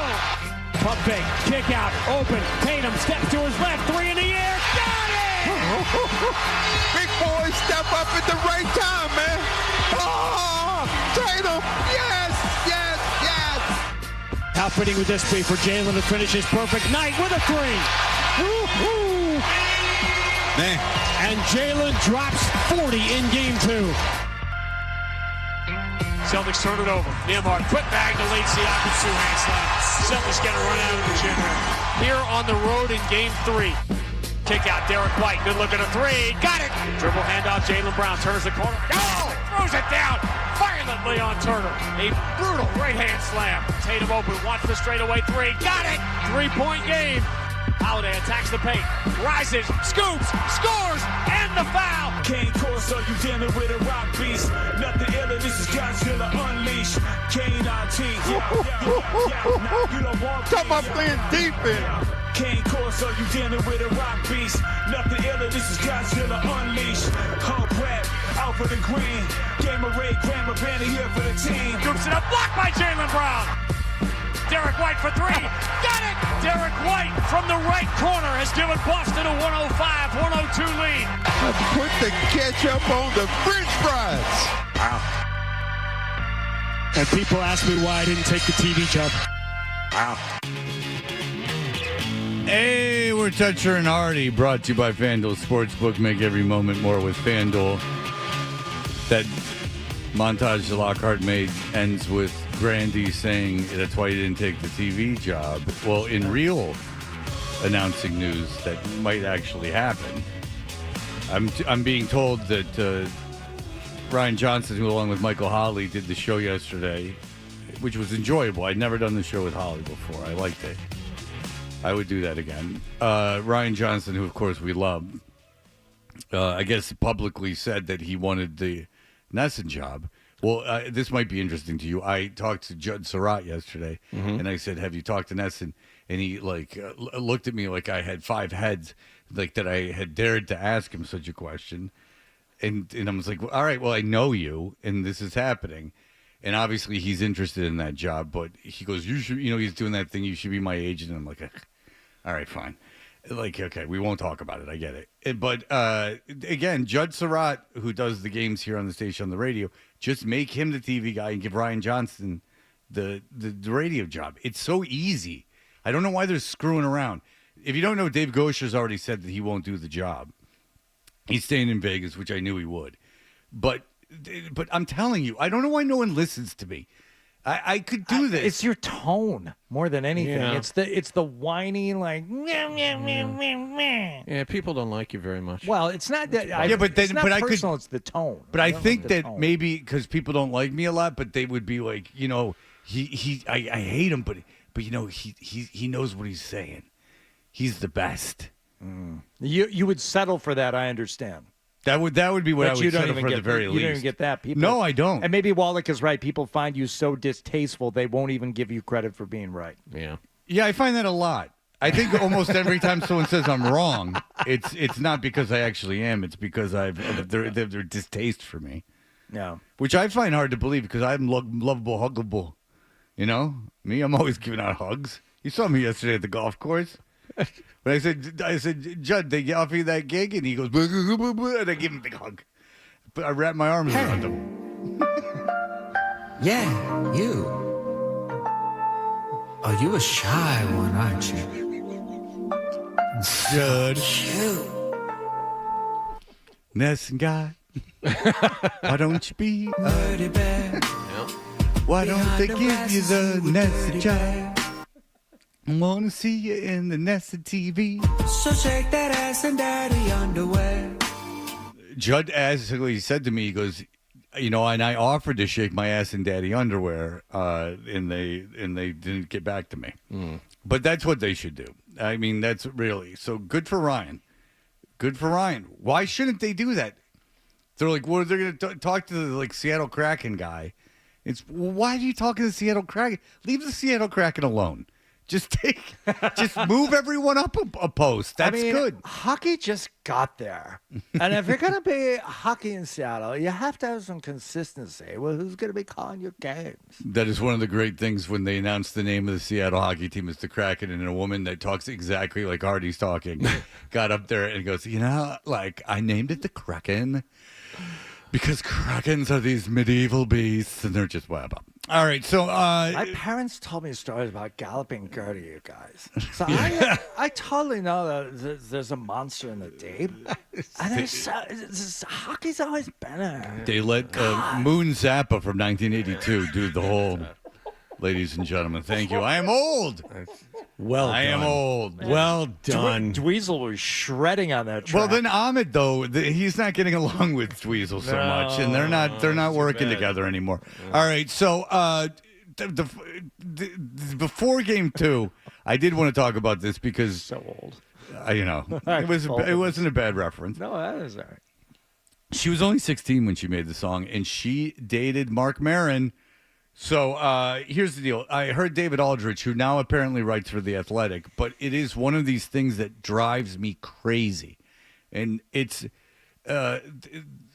this idea that everyone's an idiot, just that everyone's so dumb by theorizing something. And it was on NBA, some NBA radio thing, and they had David Aldrich on, and they said to him, it was after, before Game 2. It was Sunday.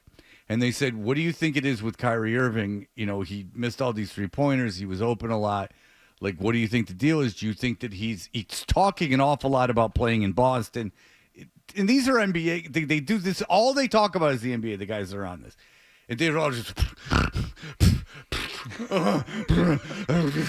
You think Kyrie's an elite athlete? You think that Kyrie cares about this? So after Game 2, yes, I do. I absolutely do.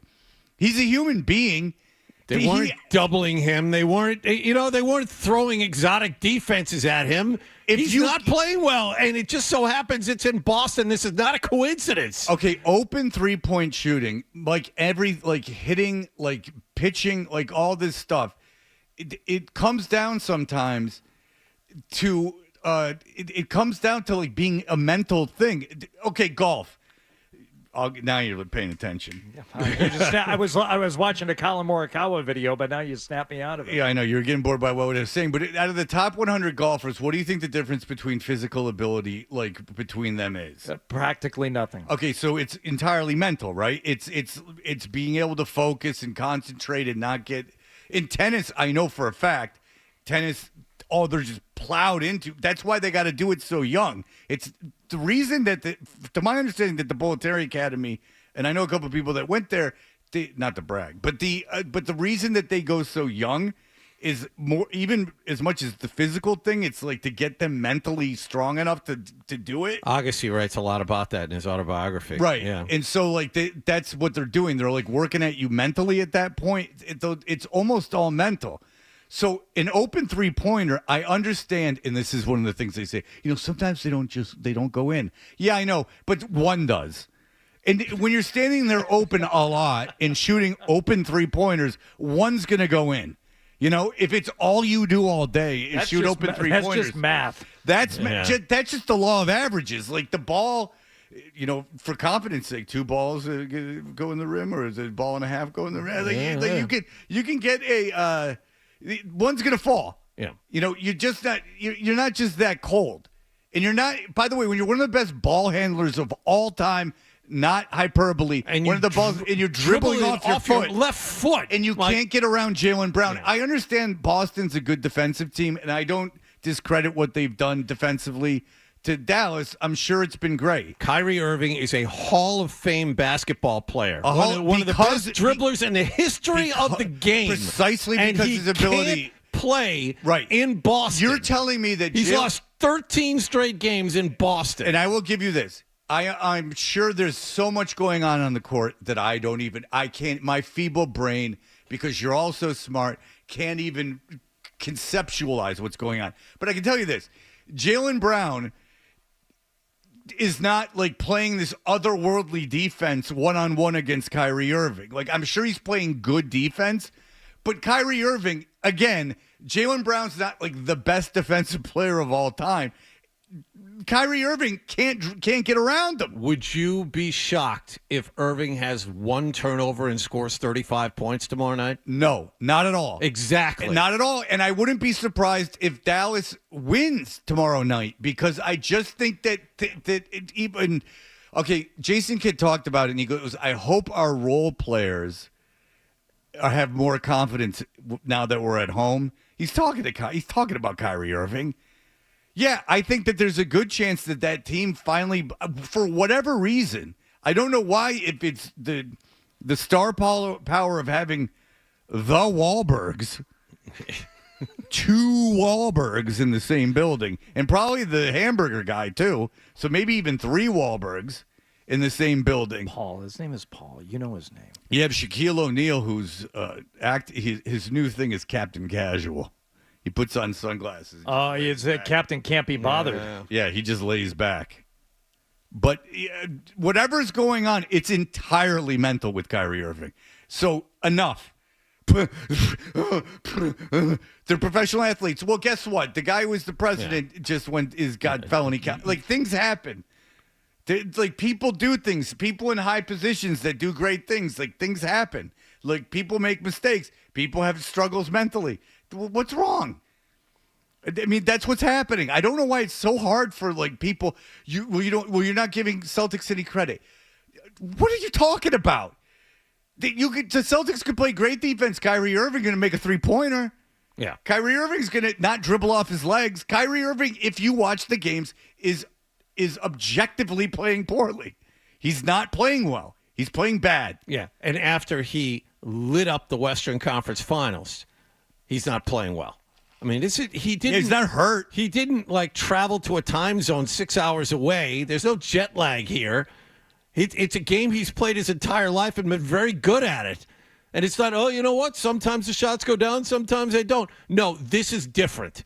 He is a shell of himself, or has been the first two games of this series after he played brilliantly in the last round. This isn't basketball. This is mental, and it has specifically to do with Boston, whether it be the fans or the way things ended here 5 years ago. It's the way things ended here. And I tell you what, it's mental. But it could be so easy, as you said, Fred, for him to turn things around, have no turnovers, go off for 30-plus, because, as you know, one thing will beget the other in these offensive schemes, and you know, you saw them connect on a couple of those alley-oop dunks the other night, the Mavericks did, which they did not do in Game 1, and they have been doing throughout the postseason so far.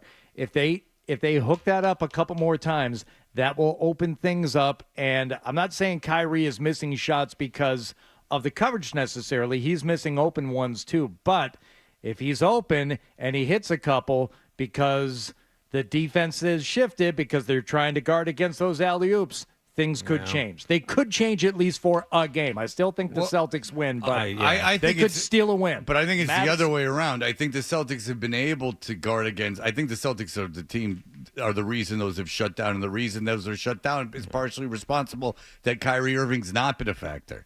I think it's I think what you're saying is relevant, but I think it's almost a reversal. Kyrie's being unable to play. That's the thing. For Dallas to win a game, Doncic and Kyrie have to go nuts. Oh, there's no question about it. The only two guys on that team that can score. The rest of that team can't score. The rest of that team are just long guys that can jump and get blocked every time that they go. By the way, real quick before we go to break, I saw Luka Doncic trying to play defense, a supercut of all of the people blowing past him. Yeah, he's terrible. Yeah, he's fat and terrible. Yeah, he's fat. Like, legit not kidding around fat. All right, we'll be right back. You're listening to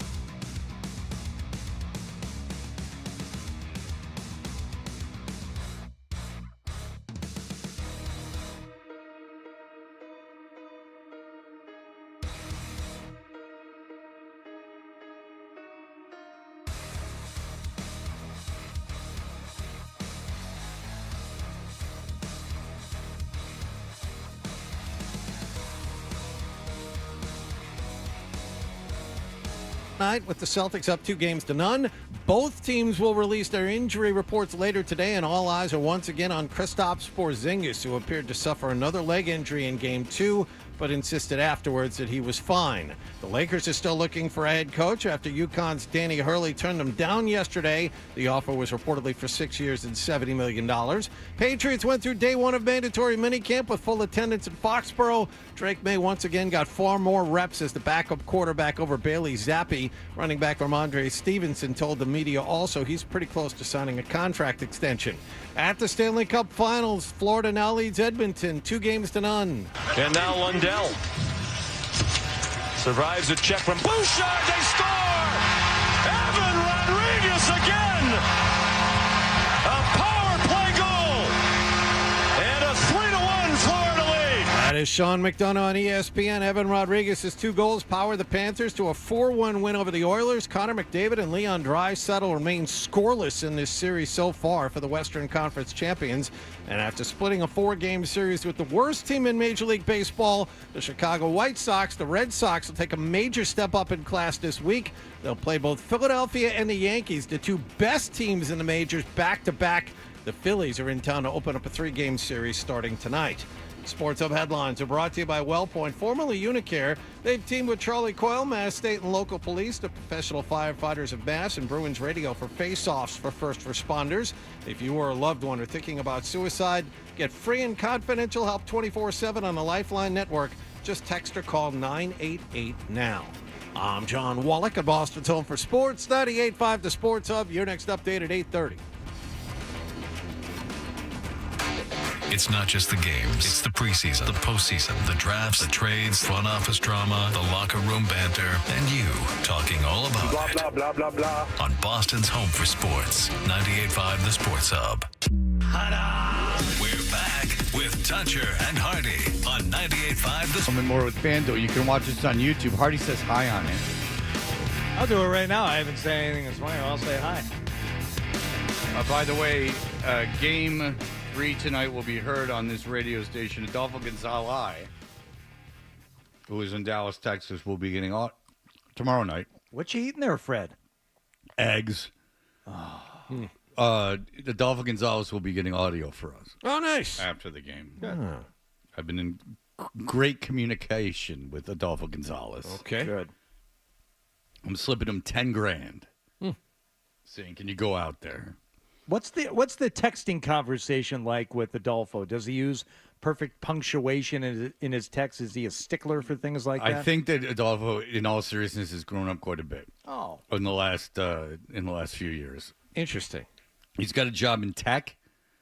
He's He's doing that kind of stuff, wow. And he's doing well. He's having a good time. He misses Boston, but he's having a good time in Dallas. He works in the morning though, so we can't have him on live because he's working, which is a good thing.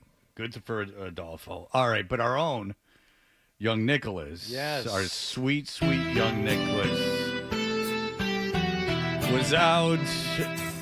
See the people hanging out at the bar. He was out in front of the Garden after Game 2.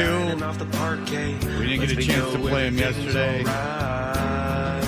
Tyler Milliken's cousin is here. You wanted music. Here it is. Yeah, I do. Makes me feel fine, blowing through the rafters in my mind. That's really nice. You can let it roll as long as you want. I mean, see the Celtics driving to the baseline, fans chanting, "We want one more." Fans chanting, "We want one more." All right, here we go. Let's not waste any more time. Young Nicholas is out there slaving away. He's got the big tournament the next day. He's out there. Here we go. All right, talk to me about tonight's win. Look at the bitch. Kyrie can't hang with us. He's a soft ass. No, Kyrie's not the soft one. The soft one is Doncic. He's very soft. How is he possibly that fat, Jonathan? How can he play basketball? Do you know the amount he must eat to stay that fat? He's got a real low center of gravity, Fred. but he is one of the best 3 basketball players on the planet. I don't know how he does it. I understand how good he is at basketball, but I also don't understand how you can just be in a gym for a living and not and be that heavy. Of all the sports, like, I guess you could say the same thing for hockey. And, every once in a while you'll see, guys like Maroon who seem to be carrying a few extra pounds. And like, how is that possible? Just their warm-ups alone are more of a workout. Their warm-ups before a game are more of a workout than most people will do in a week. And they do that 3 times a week. Maroon plays 8 minutes a night. Yeah, that's Doncic is out there for 40-plus minutes a night. Let's be honest. Yeah. Just him going up and down the court. Well, we know from Glenn Davis when he used to do it because he would go back there and just house a pizza in the locker room after games. That's one of the great stories. Laid witness to that. I've seen that happen. You just put it's a large pizza in his lap and just go at it. All right, here we go. He can't hang with us. He gets scared. He his pants every time he steps in this city. Kyrie, he's a bad. I'm gonna run the city naked. I'm gonna strip, run down. Was he a dirty bear, Nick? That changed. Goodness. Well, he was. Was he a large guy? Okay, Nick. Nick said he wasn't looking at him that way. But yes, he could have been. He didn't know the size of him? A large gentleman. Which way was he looking at him? Was he looking at him with vision?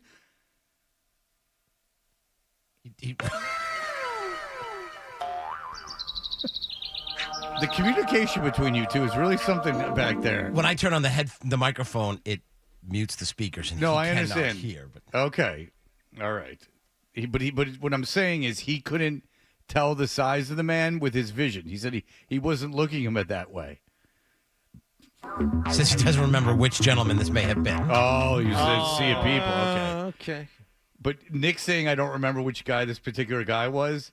The way he has to say it at first is I wasn't looking at him that way. Right. All right. Nick wants you to know he's not gay straight away.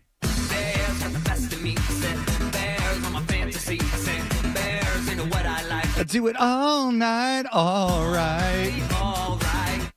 Chop off my balls and go. Why would you want to chop off your balls? Because he loves the Celtics. I love the Celtics. I'll do anything for him. You should become a eunuch. We all should. Chemical castration if they win. We in, fellas?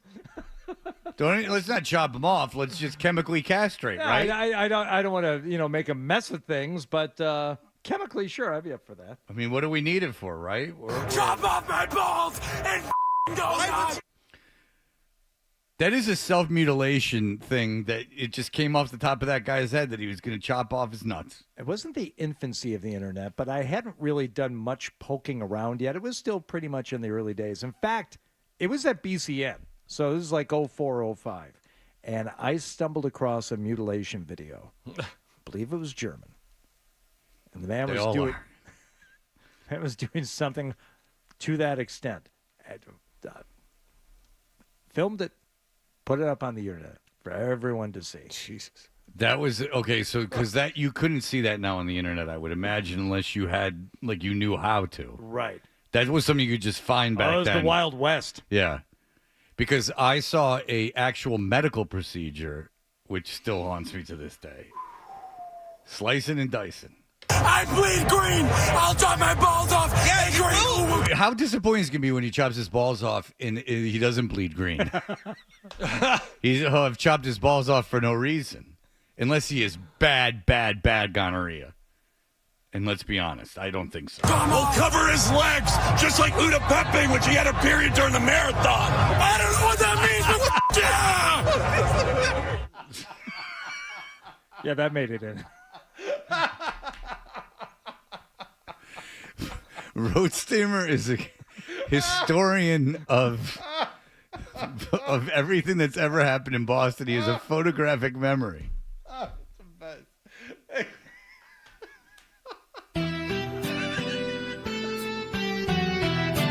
I'm gonna run the city naked. See people hanging in the bar in the. I don't know what that means, but yeah! A little light of shine. Legs, just like Uda Pepe when she had her period during the marathon. Man or 18,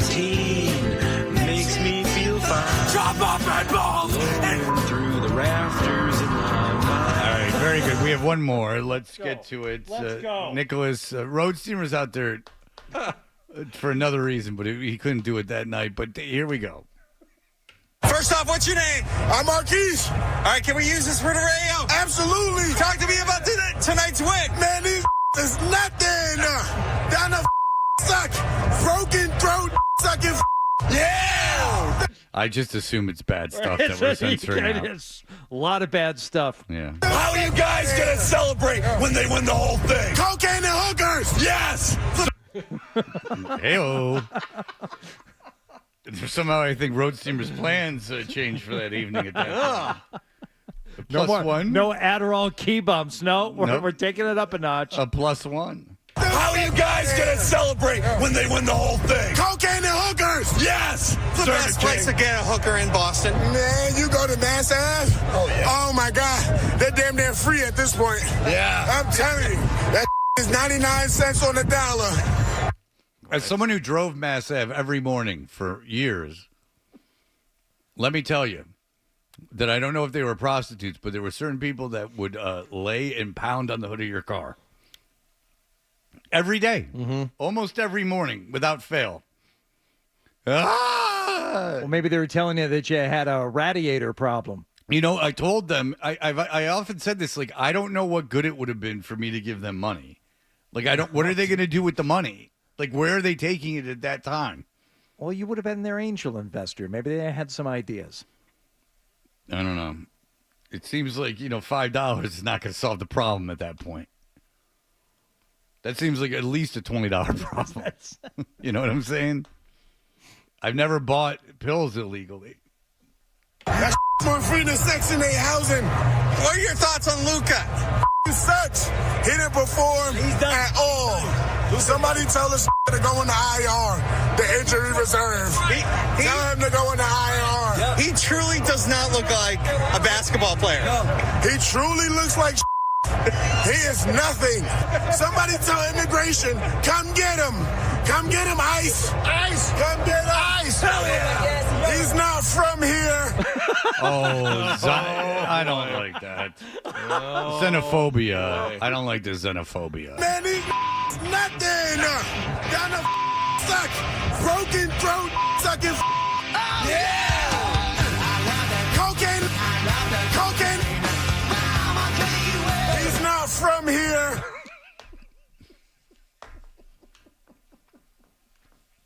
What about Porzingis, man? I mean, what is there a chance that his paperwork is not in order? I mean, maybe that's a legitimate concern the man has. Well, then Porzingis would be, I mean, they're nowadays. Look at the draft; it's very top heavy. It's like, Maxi Mounds or something. Right. Now, Porzingis, very top heavy with Europeans. I'm gonna run the city naked. Okay. All right, very good. And he's going to chop off this and that. Chop off my balls and go. Danny Roach is planning the same things. He's down there in Dallas. He's covering this series. We will talk to him in just a moment. Man, he's nothing. Down the suck. Broken throat sucking. Yeah. Cocaine. He's not from here. Tuncher and Hardy, 98.5 The Sports Hub. All right, are you having problems with pests like mice, rats, ants, bees, spiders, flies, beetles, centipedes? Yes. Let me tell you about Cat's Eye's Platinum Home Protection Program. It's a year-round preventative service designed to keep your home pest-free. The Platinum Protection Program focuses on preventative treatments. Cat's Eye's goal is to stop pests before they get in. If pets do get into your home, Cat's Eye includes complimentary and emergency service in between your regularly scheduled visits. Cat's Eye service visits are longer and more comprehensive than traditional pet control companies. They're artisan, craftsmen, carpenters. They get the job done, leaving your house more beautiful when they left it. Again, we're talking about ants, bees, mice, rats, spiders, flies, beetles, centipedes.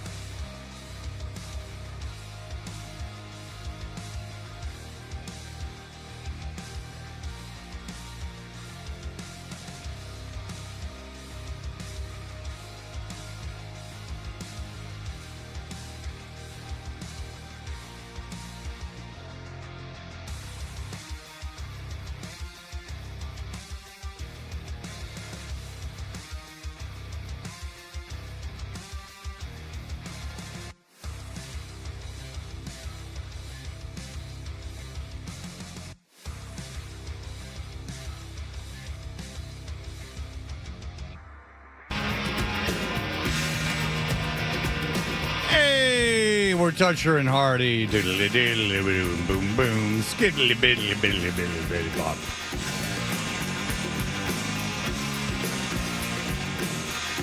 At Volkswagen Dealers Expert Hotline, where was your son's wedding? It looked beautiful.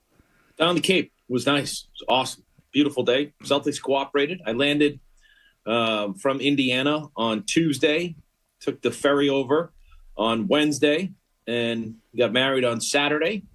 And then the Celtics began the NBA Finals, and when we got back, so it was perfect. It was awesome. When does the Cape League start? June, coming up next week. June 14th, maybe June 15th. Will you allow yourself a trip back to the Cape, Dan Roach, because that is your favorite thing in the world to do? Yes, we were able to swing it, and yes, gonna go down, watch 6 or 7 games, or 5, 6, 7. I mean, I can get to pretty much one a night, and just enjoy that before Patriots training camp. So yeah, did you weep? Pretty good here, Freddie. Did you weep during your son's ceremony? Yes, openly. Really? What about it made you sad? It's just the fact that, it's just you're seeing your child, go to another stage of life. I mean, it's beautiful. You know what I mean? So it was that, and I was extremely tired from the Indiana series. So you had Celtic fever, right? Yeah, exactly. So you get a little bit more emotional, but it's a great phase of life. So my daughter's getting. Yeah, I saw that too. Your daughter's getting hitched. How old is she? She's 25. Oh, so. Danny Roach, that's very young to be getting married. You got to be very excited. Yeah. So, and she scolded me the entire time, saying, "You can't be like this at my wedding. You have to keep yourself together. You can't be like this." She was not crying at her brother's wedding? No. So, because she's an athlete. What's the dowry situation for your daughter's wedding? Yeah, what do you get? Yeah, we're doing all right. Okay, good. So, but I told you the strangest part of that is she's marrying a Roach. So. Oh, that's right. The same last name. Yeah. Oh, have you done any genetic testing? Got to make sure, Dan. Not yet. Do you still have to do that at City Hall? Do you have to go get a blood test? I don't know. think so.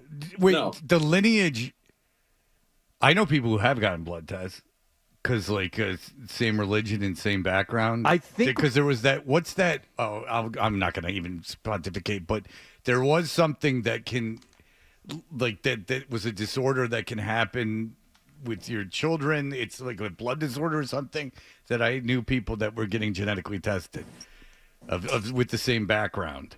Interesting. So you're not. She's not related to the guy. Yes. Okay. We're pretty sure. Because Roach, is that a very common last name? No, but yes. I mean, the supermarkets and everything else, people always ask me about that. So it's not like a very common name, but it's been around there. You know what I mean? Okay. So I don't think there's anything to worry about. Different family from Arlington. We have different. Oh, well, I mean, if they're from Arlington, I mean, globally, what are the? I mean, you're pretty much pretty much eliminated any chance of you guys being the same. As a white guy from Arlington, I mean, what could be the chance of the same last name? I mean, Dan, good point.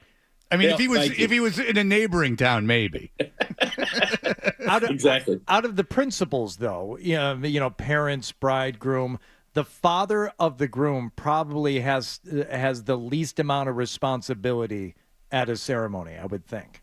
Yes, and that's what made it nice for me is I just kind of cruised along. We went golfing. 20 of us played golf, 9 holes the morning of at Mink Meadows. Ever played there, Hardy? Nope. Nice 9-hole public track down in Martha's Vineyard. It was awesome. And then we also played Farm Neck on the Thursday before the wedding. So yeah, that was it. And then welcome reception. We had a welcome reception, which was awesome. Over about 100 guests showed up at that one. So we had a great time. It was awesome. Weather was spectacular. So life is pretty good. That and the Celtics. So life is really good. Did you turn to when you were crying? Your daughter was admonishing you. What did your wife say? Was she like? Same thing. Stop. Just stop. But she was crying too. So. But she needed you to be the man. That's yes, exactly. That's it's not easy. Why do we have these gender roles? Yes. Why can't we just be ourselves, Danny boy? All right. Exactly, Freddie. All right. So you're in Dallas. You got down there yesterday? Yes. Yep. Okay. First of all, where'd you eat? Little place across the street. It was a city tavern or something like that. Okay. What'd you get? Did you get chicken fingers? Chicken tenders and salad. Yeah, you did. Good. Yeah, you did. Good for you, little buddy. Good for you. All right, what is the attitude? This is serious. What is the attitude in Dallas right now? Down 2 games. Kyrie Irving. Give me kind of the vibe you're getting down there. I think there's fear, obviously. You know what I mean? They're down 0-2, a lot of disappointment. I was talking to the owner of the establishment who flew up to Boston for Game 2, and the other guy turned to him and said, "You wasted your money." You know, it was like one of those big things. So I think that there was a lot of excitement, a lot of hope coming into these finals, and I think now, after watching the first 2 games, they're pretty much like everybody. It's going to be tough for the Mavs to win the series, right? Because 31-5 for teams that go up 2-0 at home in the NBA Finals. So it's not going to be easy, and I think the Maverick fans are kind of, hey, they'll take Game 3. It'll be fun. It'll be a great atmosphere. They may win Game 3, but I think that right now they're resigned to the fact that they probably aren't going to win the NBA Finals. What's the mood about Kyrie Irving and Luka there? I mean, we've been talking to Celtics fans who, even after being up, 2-0 in the series, they have critical things to say about a player here or a player there. They must be beside themselves about the play, especially if Kyrie Irving so far. Yeah, I think they're disappointed, Hardy. You know what I mean? It's just like, I think everybody thought that, he would be the guy to block out whatever Boston put into his head, and that he'd be able to play and play freely and score, which is what they needed from him. And it's just, the fact that he's 0 for 8 from 3 and can't make a shot says everything about him coming back to Boston. And Fred, I think I heard you earlier talking about David Aldridge. I mean, you can't deny the fact that something's in his head. He's 0 for 11 since stomping on Lucky or something like that, coming back to Boston. It's clearly in his head, and he can't buy a basket. So, yeah, they're disappointed to see what's happened here so far. But again, Game 3 is always a fresh start when you're at home. But I think like everyone around the country, they're disappointed to see what Kyrie has done if you're a Mavs fan. So it's been frustrating. Oh, I'm sorry. It's my turn. I wanted to. Hello? Hey, hi, Dan. Hi, it's John Hello? Wallach here, Dan. I don't know, John. Something about you, Dan, is not impressing, John, because well, it's true, and Hardy would agree with me if he was thinking about it, because John, during these basketball discussions, has his hand up like a maniac, wanting to talk, but I don't know what it is about you, Dan, but he just don't seem to. He puts that one little talon in the air and says, yeah. But like all of a sudden he's mush-mouthed. He doesn't got anything to say. Dan, do you know what the deal is about Porzingis? Have you heard anything? Oh, good question. No, I was in the locker room with him, firing questions at him. And the fact that he said, I'll die out there on the court, it just kind of says what, I think the way his attitude is right now. And, he's clearly not anywhere near 100% after what happened. And he said it was a different injury than he had. So they were going to undergo some tests. But I think he'll be out there today. I'd be surprised if he's not, just trying to do what he can do. But he's certainly not anywhere near what he was coming out for Game 1. So that's going to be a concern for the Celtics. But to be honest with you guys, it's just like I look at this team and it gets frustrating from the sense of, I think that this team, we talk about every single individual year, like this team has proven and checked every box, especially since the playoffs started, about what it takes to win a championship, right? And they've had every single guy step up in critical times, critical roles. They've overcome large deficits, 18 against Indiana, and come back and won. I think, Celtics fans right now have to be almost, 100% sure that they're going to win the NBA Finals, right? That's how I look at it. I look at this team, and I'd be stunned if they don't win this series. Like, shocked. They may lose one game here against Dallas, but it's just the way they're playing, their mentality and the maturity of this team is just it's been being around them for the last several years, and the last several runs against Miami, what have you, the disappointment last year, and even Golden State when they kind of were there, but they weren't sure in the NBA Finals against Steph Curry and company. This team is just like, they're on a mission, and they have been since day one, and especially since the playoffs started. I would be stunned if they don't. I can guarantee you, you never see those guarantees in sports, that I guarantee you they're going to win the NBA Finals. There's no doubt in my mind. Roach. Now, what about Luka's injury? Largely theatrics, or is he that banged up? I don't know. It was weird, wasn't it? It was just, the fact that he had his back wrapped with the fact that he showed everybody, and they made a point of lifting up the jersey to show everybody. How often do you see that, Dan, at a game, like on the bench, while they're all in uniform during the national anthem, there's a guy with a ice on his wrapped in ice. It's a little ridiculous. I just thought it was bizarre, and then he went out and played machine-like. You know what I mean? It was just like, okay, here I am doing what I'm doing. A fat machine. So you have an injury or what have you, but he looked fine. So I thought it was just the whole vibe was weird coming from that whole situation. So yeah, I don't know what's going on with that team, but he looked fine to me and played like it. He's certainly a world-class player, so it was nice to watch him. But the rest of the team certainly can't step up and compete with the Celtics. And I kind of look at it like I don't care who they're playing right now. I just don't think there's anyone that can stop them in the way that they're playing too. So that's just kind of how I feel. How has your interactions with Joe Mazzulla been during the finals, and how much credit would you give him for a 2-0 series lead? I give him a lot of credit, and the interaction, last year, it was tough to ask questions. Do you know what I mean, John? And you know this. It was just, it was kind of like you felt like, I'm looking for TV answers. I'm not looking for the pick and roll and the defense and what they're doing and all that stuff. I just need, hey, how do you feel about Game 3 going into tonight? Give me a 15-second soundbite and say, we'll see what happens on the court. Out cue. You know what I mean? That's kind of, and it was always like dicey, but since joining them for the playoffs and what have you, and down the stretch, he's been great. He's very comfortable. You can tell he's comfortable in his own skin. He'll give you the answers that you need. He'll go into detail if you want. And some of the writers are always asking and things like that. And I think he's 100%, part of what's gone on here. They bought in. Like you can see and you can hear every time you talk to these players, they've bought into what Joe Mazzulla is selling. Will it last?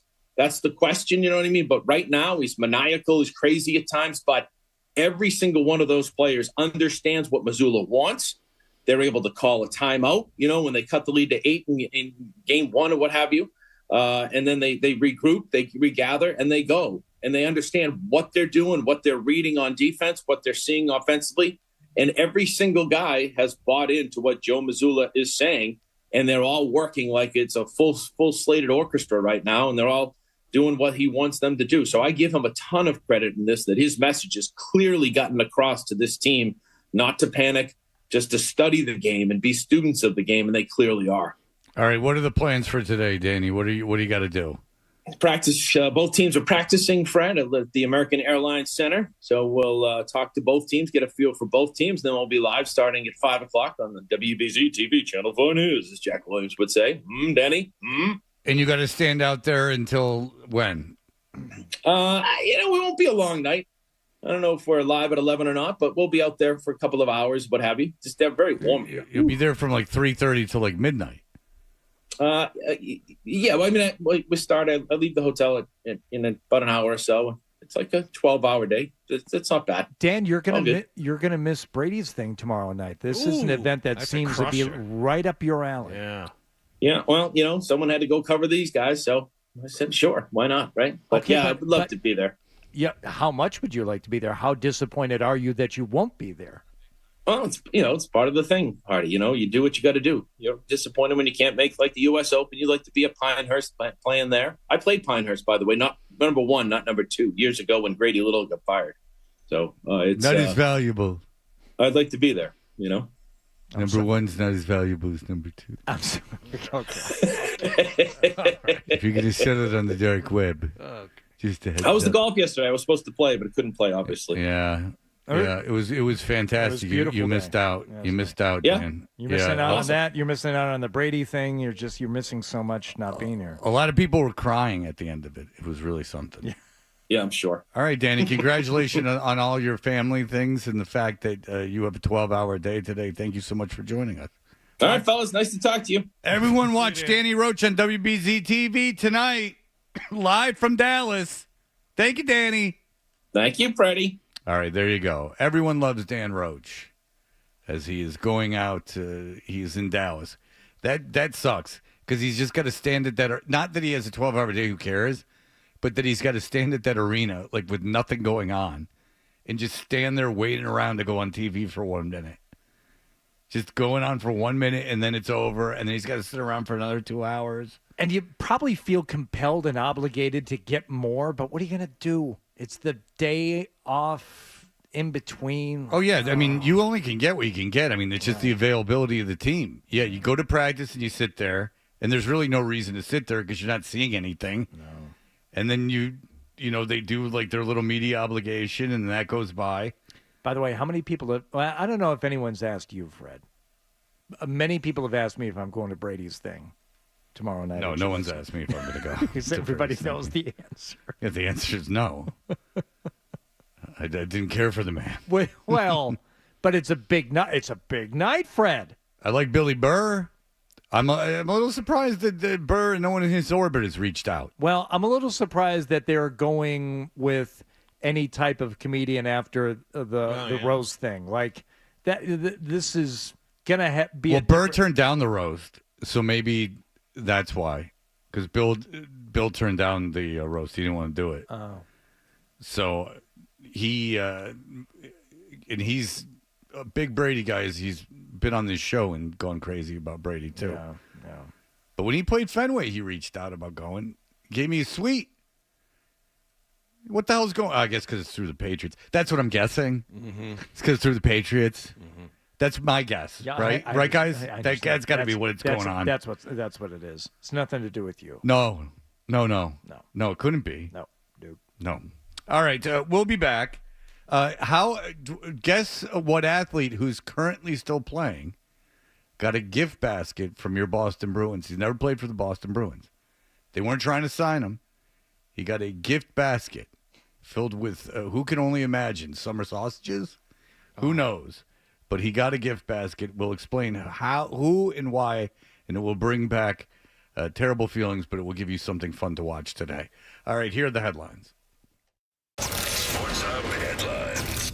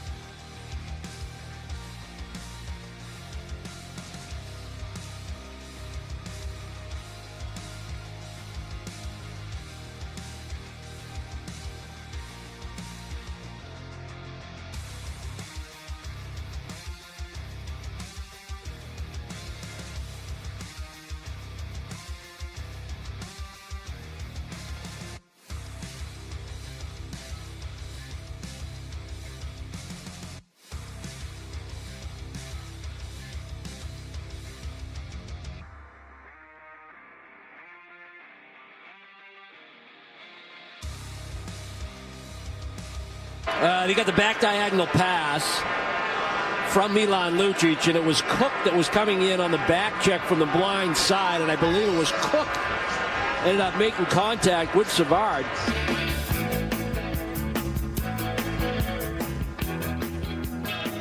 Hey, we're Toucher and Hardy, and we're brought to you by FanDuel Sportsbook. Make every moment more with FanDuel. And watching that video again last night, that, of course, is the Matt Cook hit on Savard, which essentially ended his career. Savard played a little bit the next season and then got hit legally, and just like the jarring of his head was enough to knock him out for his career. You can see Matt Cook while like everyone's standing around because they had to take a stretcher and get Matt Cook off the ice, or get Savard off the ice. You can see Matt Cook. He's like got something wrong with him. He just looks completely like unconcerned about what's going on. Yeah. It's weird. But then, if you'll recall, I don't know if you remember this, but there was a kid. He's now on Edmonton. He was a kid at the time, a 19-year-old kid, playing for a team called the Atlanta Thrashers, children. This was a team that existed in Atlanta. I had season tickets. I've heard this. You know who Hardy used to work for him? Who? Billy Jaffe. Oh, you knew know Billy? Jaffe. Yeah, you I knew knew Billy him. before he came here? Yeah. He used to come on my show in Atlanta. Yeah. Fred, what was he like? He was not. He wasn't as cripply as he is now. Like he could move more freely. He had two healthy, God-given hips. Yeah, there was a guy on my show that was obsessed with him, so it was kind of that was the whole thing. Oh. There was no getting between Jimmy Barron and Billy Jaffe because Jimmy Barron just loved that there was a big Jewish athlete in the studio. Jimmy Barron thought that was the greatest thing ever. He expressed it often. Real unicorn. Yeah, he was like, because Jimmy not only was vegetarian, he also kept kosher. Oh, a lot of restrictions on Jimmy Barron. All right, but you'll recall, and you'll remember this once I played, Evander Kane, 19-year-old, playing against Pittsburgh. This is the year after the Savard hit, and this happened. So, yeah, that was the last. Oh, wait. Oh, no. This is. So Savard, what happened is Evander Kane. Did you get the audio of him talking about it, Mike? Is this him talking about it? Okay. So Evander Kane knocked out Savard with one punch. They went to fight. He knocked him out with one punch. And Evander Kane talked about it on the Part of My Take podcast. So, yeah, that was the last game, actually, of the regular season for us. We weren't making the playoffs that year. So that was the last game of my first year. Earlier in that first period, me and Crosby were kind of going at it a little bit. So then the second period rolls around, and I remember Ilya Kovalchuk in the intermission, he said, hey, just make sure you keep your head up out there because, these guys are coming after you. So then Matt Cook kind of asked me to go. I was more than happy to oblige and ended up knocking him out. And I remember sitting in the penalty box for in real time, it was 20 minutes. Yeah, he hit Cook. It's the most set. Go watch it now. Go YouTube. Evander Kane knocks out Matt Cook. Evander Kane hits Matt Cook. It's the most satisfying thing ever. Kane grabs Cook. They grab each other. And the dumb Atlanta announcers were like, oh, you hate to see that. Shut up. He grabs him literally the first punch he throws, right across the chin, knocks him out, knocks him dead to the ice, knocks him out. The minute he makes contact with his chin, it's like a movie. It looks almost fake. Oh, wow. Yeah. He knocks him out with one punch, clean out, lights out, goodbye. Oh, he's asleep. Knocks him asleep with one punch. In real time, it was 20 minutes, and he still was not off the ice. And I'm thinking, geez, I don't want to be the first guy in my first year to kill somebody. Yeah. Because he wasn't moving. So I was happy to see him get up. You can hear how proud Kane is, too. He's like, oh, I thought I killed him. He gets him. He gets the helmet off in a split second, and then he gets him with a right cross right on the button and puts him out. That's not an easy thing to do, to hit someone in the face and knock them out with one punch. That's hard to do. That's perfect placement is what that is. I'll tell you this. I've been hit in the face numerous times with many, many things. Never been knocked out. I've been stomped. I've even been kicked with steel-toed boots, and it didn't knock me out. You got to hit someone, I would suppose, just right to knock them cold. Oh, Jesus. He wasn't moving. So I was happy to see him get up. But then the very next season, he elbowed me right in the chin and didn't want to fight me again. Because I mean, if you get knocked out, I want to fight that guy the very next time I have an opportunity, because it can't go any worse for you. He was a dirty, dirty player. How often have you watched that back? Because you can't get a cleaner knockout. Yeah, well, no, I mean, when it happened, I mean, I probably watched it, I'm not even over-exaggerating, 300 times. And then I actually got a gift basket from the Boston Bruins later that year. Wow. In the offseason. Because of what he did to Mark Savard. Wow. That's awesome. Oh, they needed to know what happened to Mark Savard. They didn't know. They weren't Bruins fans. Yeah. They didn't know because getting the gift basket from the Bruins is the biggest thing. Fred, as he's falling to the ice, he gets him again. Like lands another clean shot to the jaw. So Boston.com, the reason I know this is they wrote an article about it. So it's very satisfying. If you think you don't like Kyrie Irving, like these are little really boring. Like when it all comes down to it, what did Kyrie Irving do? He just didn't want to. He just screwed around here and didn't want to play here. Fine. Watch the Matt kid on Savard, and then watch Kane knock out Savard. And that's really satisfying. Not only did he get him again, the ref is like frantically waving. You know, he knew the second Cook landed on the ice. Oh, this is bad. Oh, because Kane got on top of him like he's going to hit him again. But if you, again, this just good on Boston.com for finding the audio and doing all that. Yeah. But in having the two videos up, it's on Boston.com. If you really want to relive something of someone you truly hated, a true villain, like a really bad guy. Like now Matt Cook, there was some like emotional piece about him. He's some minor league coach, and he's like, I can't get a chance. No one will hire me. Good. Yeah. Like, you know, you live your life. I'm not saying you should be in jail, but if no one wants you around, you're a sociopath. Like, of course no one wants you around. Well, now it's 14 years later. He's a changed man, I'm sure. I don't doubt you he can is. change, but then again, there are some things like there's like changing and being able to like live your life, and then there's changing and going like, why am I not getting a hockey job? I don't know if you remember this, Fred, but I have a good memory of this. We had Evander Kane on the show right after the fight with Cook. We were very happy about this. We actually reached out to the Atlanta Thrashers, and they made it happen. Do you remember that? Kane was on this show. Now I do. Yeah, now I do. Yeah, I do remember that. You know who got him on, Johnny? Who's that, you? Yours truly. Nice. Did you use your Billy Jaffe connection? No, he used the season ticket holder thing. I was a season ticket I didn't holder. pay for. They would have given me those season tickets if I was mopping the floors. Okay. Believe me, those season tickets for no. I got that bobblehead. What bobblehead did you get? Oh, that was Ray Ferraro. That was Ray Ferraro bobblehead. That's but right. but those were satisfying season tickets. The perforated, they came in a book. Perforated, like in all 41 games, all 41 games in a row. So nice. And they were perforated in every game. You'd rip them out. Oh, that's it some was ASMR. very sad. And then I would save the tickets. I have a book. I still have it somewhere in my condominium. Mm-hmm. I have a book of tickets of the Atlanta Thrashers. Now, I would like to have these memories of all these events I go to with my kids, and there are numerous ones, including the very campy Savannah Bananas game, which was just pure camp.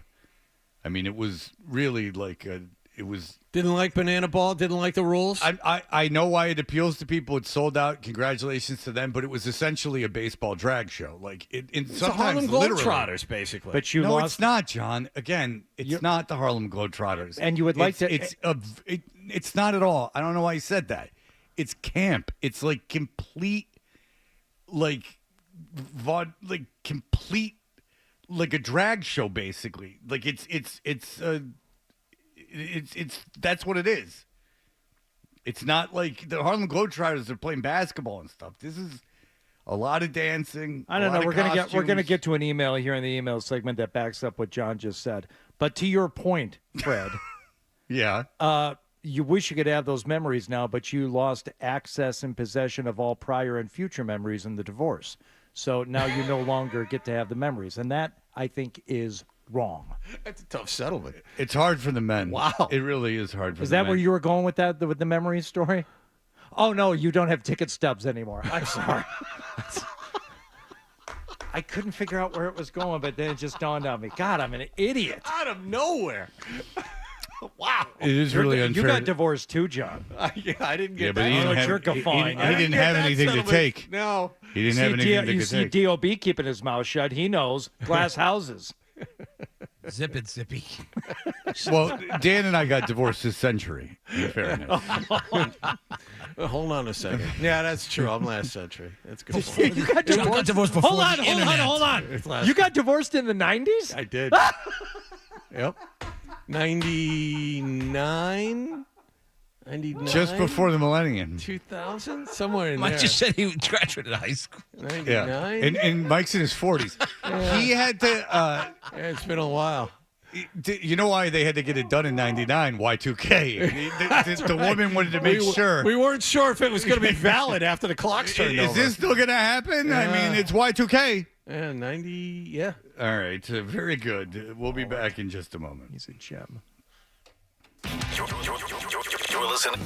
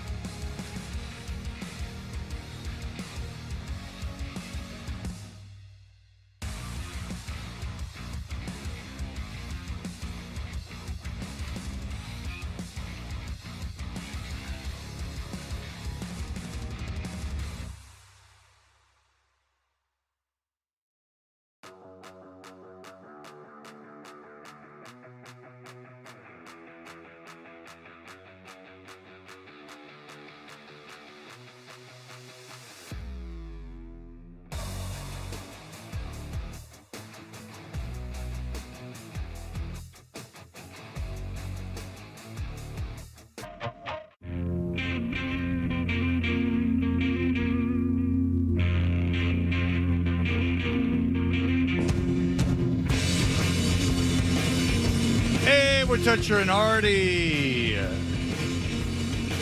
And you can watch us every morning on YouTube. Search 98.5 The Sports up on YouTube. And then subscribe. 617-779-0985. We're brought to you by FanDuel Sportsbook.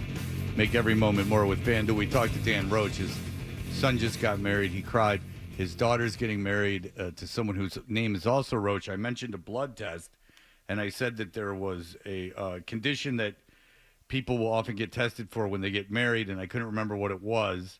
And thank you to James, who texted and he said, or emailed me, Tay-Sachs, if I'm pronouncing that wrong. A disease is what happens to some children with both parents being of Eastern European Jewish, and then there's a term for that background. John, you noticed that I was aware of that, and you are not, as you have turned your back upon your religion, but when I have taken up the rope for you. Good for you. As I was enjoying a breakfast here this morning, John saw that I was eating a bagel sandwich, and he started extolling the virtues of what type of bagel is your favorite? Lox and cream cheese with an onion bagel. What does that sound like? Somebody who's trying to dip back into his roots. Oh no, that's pretty much generic now. You can get those at Stop and Shop. I mean, let's not go crazy. No, but he was really. If he was getting he was whitefish, really chirping about it. He's really clever. Well, then when he's doing that, you know what he wants out of the cage. Yeah.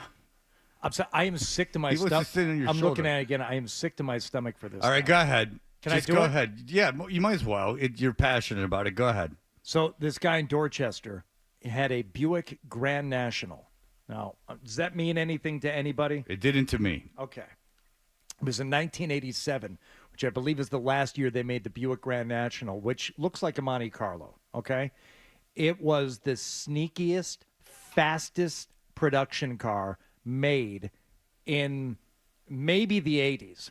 The 1987 Buick Grand National, and they did a partnership with McLaren. I went back and double-checked because I thought the number was 550. They made 547 Buick Grand Nationals with the performance package, and they were so unbelievably fast. And yes, performance rated faster than the Ferrari F40 and the Porsche 930. And it looked like a Monte Carlo. But if you saw one, and every once in a while I'll see somebody driving a Grand National, I'm like, that is a car person's car. They know what they're getting. And I was in one once. It's the fastest car I've ever been in my life. Unsafe. It just flat out, this thing was an absolute beast. Some a-hole used a screwdriver, because it was probably the old GM ignition. Fred, you probably had some ne'er-do-well friends who knew how to bust open and get into many makes and models of GM cars with a screwdriver. You're back aware in of Detroit. being in suburban Detroit, Michigan, even in the city. Everyone knew how to do everything except for me. Go ahead. Yeah, but you could, I mean, Yes, they knew. unfortunately, Yes. probably wasn't that tough to break into. No, this. I have friends who stole cars. Yes. Stole this guy's Grand National that he had spent $150,000 on. His name is Dennis Harrington. Stole Dennis's Grand National, took it on a joyride, smashed into like 15 other cars, and essentially ruined this guy's pride and joy. His 87 Buick Grand National. Every time they've showed the story on multiple channels here this morning, I get sick to my stomach every time I see it. Wouldn't the thief, having stolen the Grand National just for a joyride, been a car guy too? So maybe it was a Robin Hood situation. Can't we celebrate the guy who stole it? No, because he would never have the opportunity. Because you just said, in fairness, I think I'm making a decent point here, John. Because you're an outside observer of this, as you Yes. you're above us currently, looking down from your perch. What can I help you with, Fred? If he says it's a car guy, like that, because I give Cardi a lot of credit. I'm unaware of this model, and I'm not denying it. So he's right. Like this, they've only made 500 of them. They're like this very specific car that I saw a picture of it. It doesn't look like anything special. It just looks like a sedan, which is what made it so cool. Yeah, which makes it cool. I It's agree. a coupe. I'm not saying it's not cool. It looks cool. I mean, it's cool that it's like that. Yeah. But I mean, if the guy just thought it was some Buick Skylark, he's not going to steal it. So obviously, the guy that stole it had to know a lot about cars, right? Until he's caught, Fred, and can make his case, Can make his case to the as court. eloquently as you just did. No, fine him and life imprisonment for stealing. I'm with the guy who owns the car that had it stolen. How much money do you think, honestly, he put into it to make sure it was running correctly? And all of a sudden, this a-hole comes and takes it and bangs off 15 different cars and ruins it? He said he's put about $150,000 Okay, into $150 this car. grand in the car, and this guy takes it? And so I'd there's be some pissed, guy too. in Dorchester that's like, I've always wanted this Grand National. Maybe the guy's got terminal cancer or something. And he's like, I always wanted to drive one. I never had the chance. He's called up all the racing schools. He's called.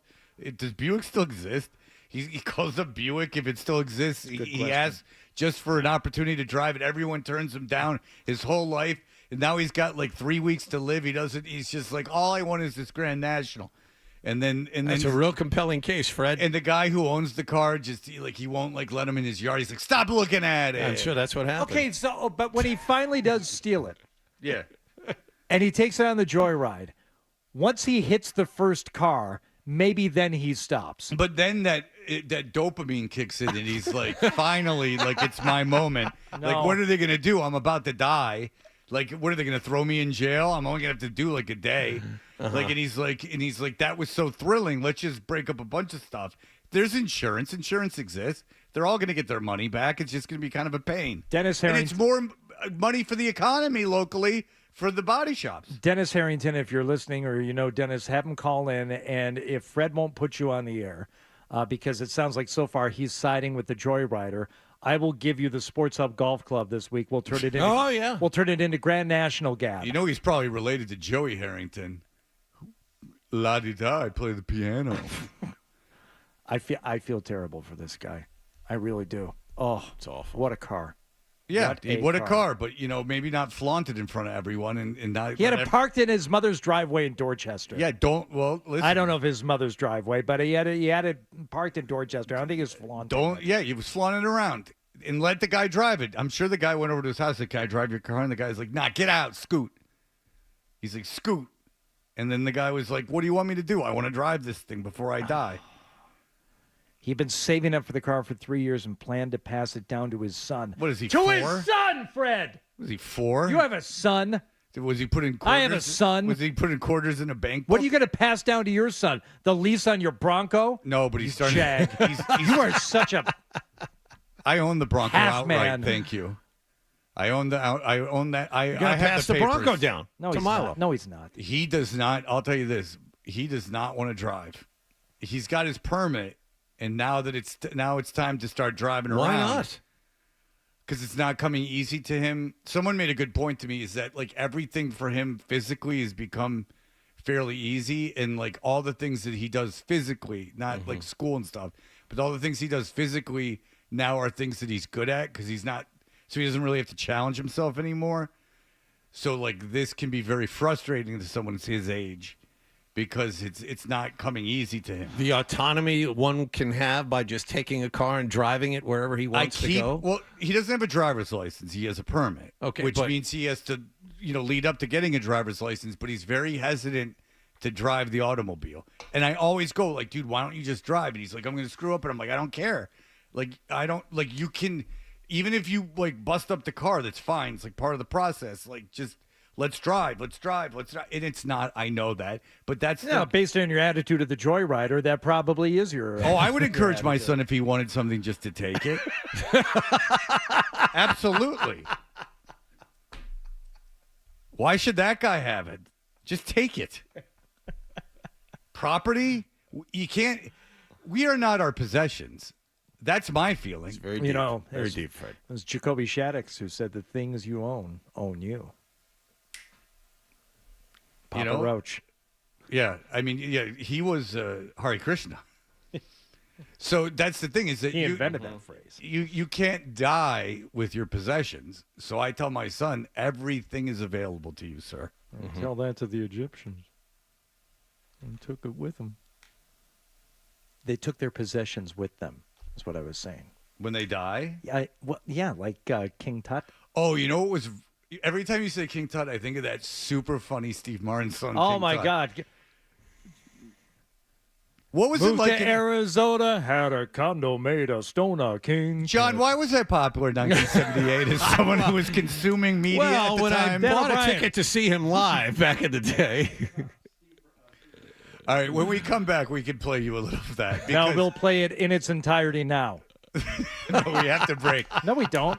We certainly do. But I will tell you this, is that every time someone brings up King Tut, I go, what? I Now, love when Steve I Martin. die, now don't think I'm a nut.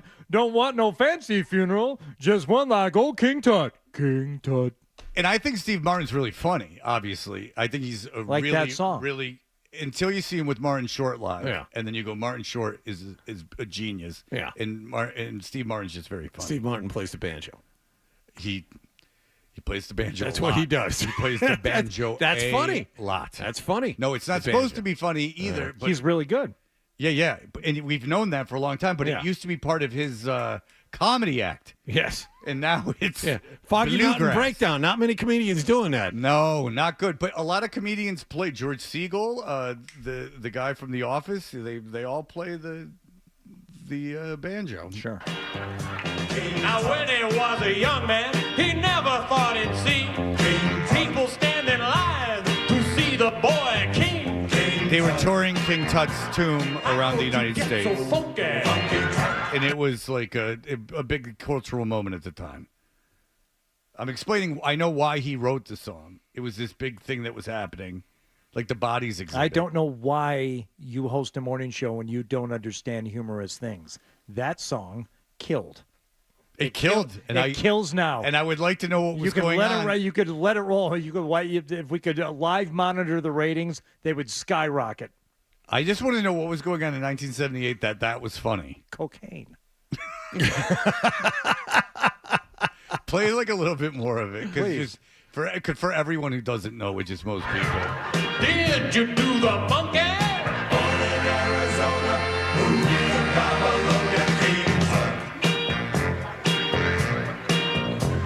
Now if I'd known, they'd line up just to see him. I'd taken all my money and bought me a museum. Buried with a donkey. People are He's laughing my at favorite this. honky. Oh, he said honky. Oh, turn it off. Turn it off. That was a different time racially, everybody. And all three of us are technically white, I guess. So Yeah. that's cool. It's cool. And I don't think King Tut would have been technically. I don't know. Don't get divisive. Born in Arizona, moved to Babylonia, I believe. Right. Yes. I mean, pretty See, soon. Wallach gets it. He understands humor. Yeah, well, I mean, of course, he has a King Tut tattoo because he just had gotten out of the Marines when that came out. He got it right next to his ship number. Very good. John has been divorced in 1999, ladies and gentlemen, we found out today. That's a quarter of a century ago. We will read your emails. A long-ass time. And I like how John, it's a great point of pride for him that he had no possessions to be distributed. Yep. He's like, hey, loser. Like, you had stuff. Which just means you had no business getting married. Yeah, exactly. You tell me. Well, you're telling me. Two nickels rubbed together. Let's get married. It didn't take. Oh, I'm shocked. Yeah. Not a high-stakes divorce. All right, we'll be back. Now, this one, his next one, high stakes. All right, very good. We'll be back in just a moment.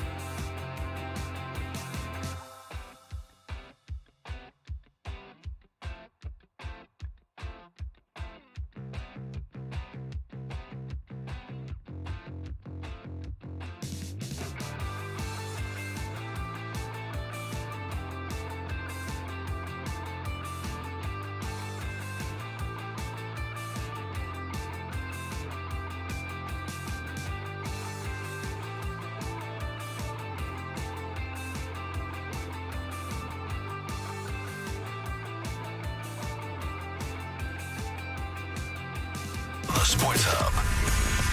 You know, I got an idea for a bit. The email bit. We should do the email bit. It's a great idea. Let's do the email bit.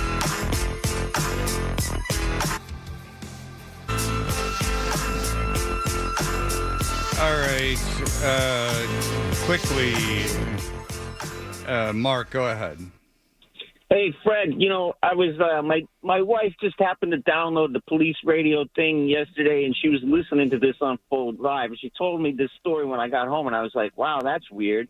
And then we saw it on the news, and then so this morning I go to her, I'm like, you know, this sounds weird. This sounds like it's way too personal. I mean, the car, wanting to smash it into 15 things, wanting the car to be totally, like, destroyed. I don't know, man. It just seems like it ain't just like somebody going for a joyride. Oh, That's so all you I think got, that the person who stole the Buick Grand National that Hardy's so fond of is that they knew the guy personally, they knew it was his prized possession, and they went out specifically to destroy it? Ah, very interesting. I got a guy who kind of sides with you. I have an email here. A guy sides with you on the car theft. This is from Thomas. What if the thief was covered in his own poo and nearly died prior to the theft? Oh, Life's too short and John steals picnic snacks, so no judgment, guys. Nicholas, come to the microphone. Scurry to the microphone so you guys can read 5 emails while he gets up there. Okay, very good.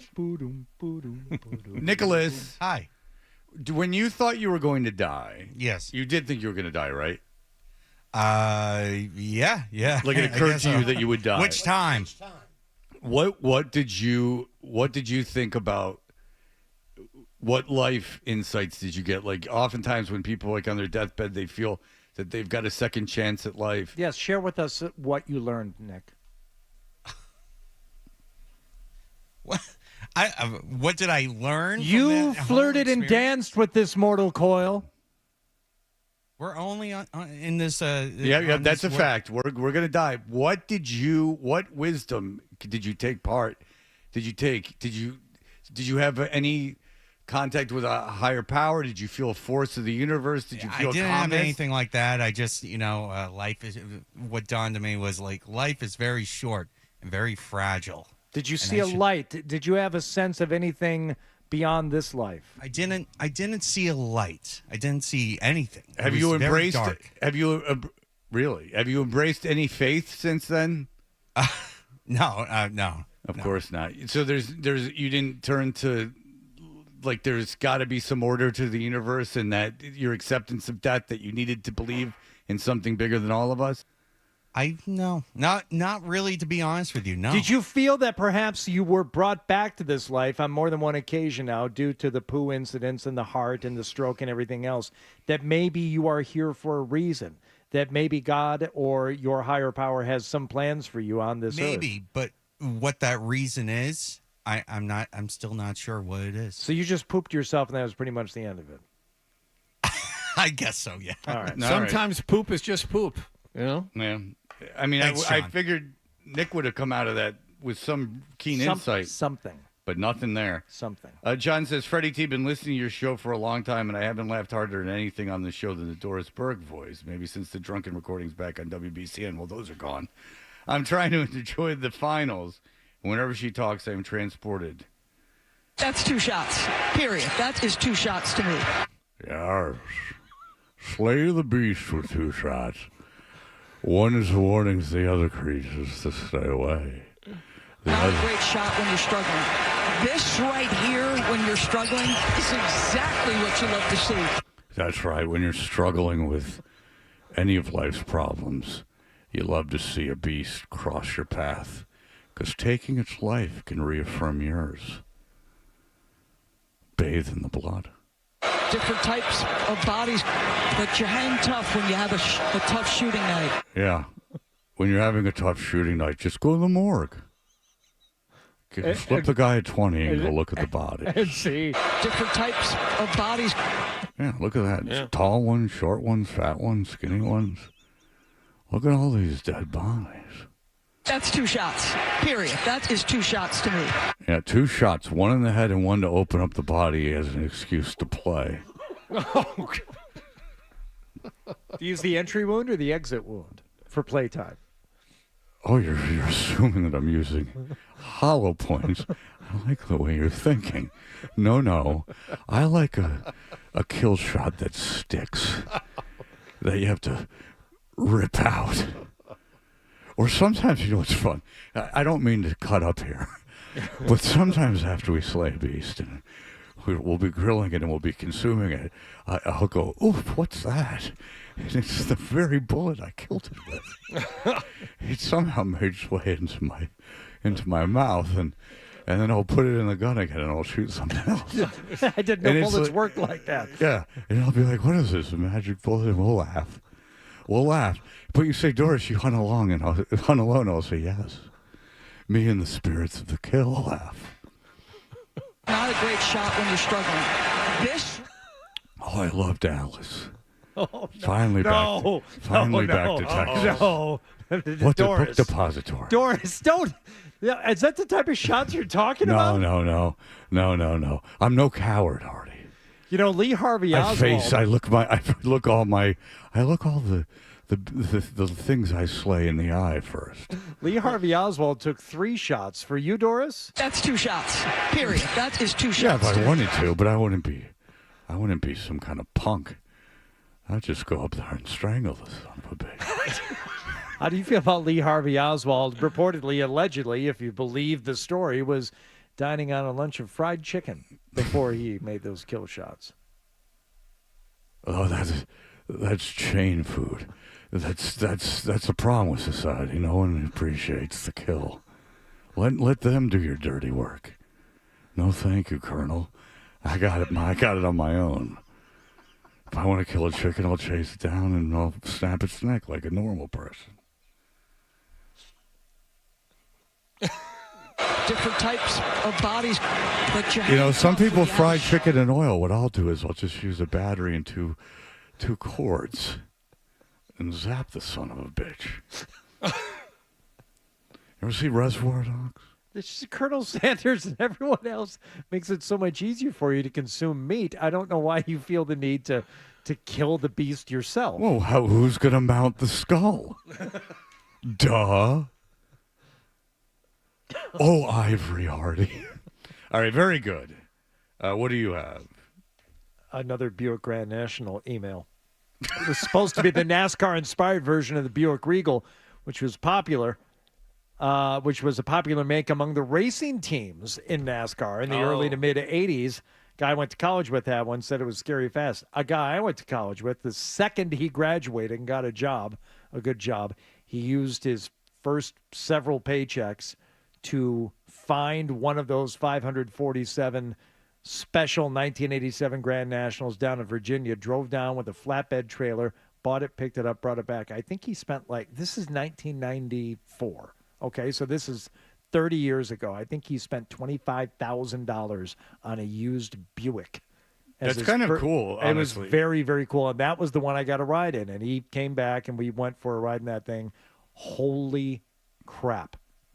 Fastest I've ever gone. It ain't faster than my Roadrunner I dropped a Hemi in that son bitch. You ain't going to be harder than that. I took it on M51. I slay every race. We're racing for papers, man. Get it. Pinks! Papers for paper. Pink slips, man. I don't think you'd mind this, and I don't think he'd mind me naming them. I'm just going to give you both names. Scott Hartman on Sunday at 5:30 a.m. He said, getting ready for the golf show now. I'm pre-gaming for it. That was actually sent at that. And then he says, and I don't know if this is ripped from the headlines of the golf show, but he emailed me again on Sunday morning. He said, there's a golf course on Cape Cod called Cadet High Grounds. I don't know that one. He said it's in someone's yard. Oh. Sounds like a private course. Yeah. All right, what else?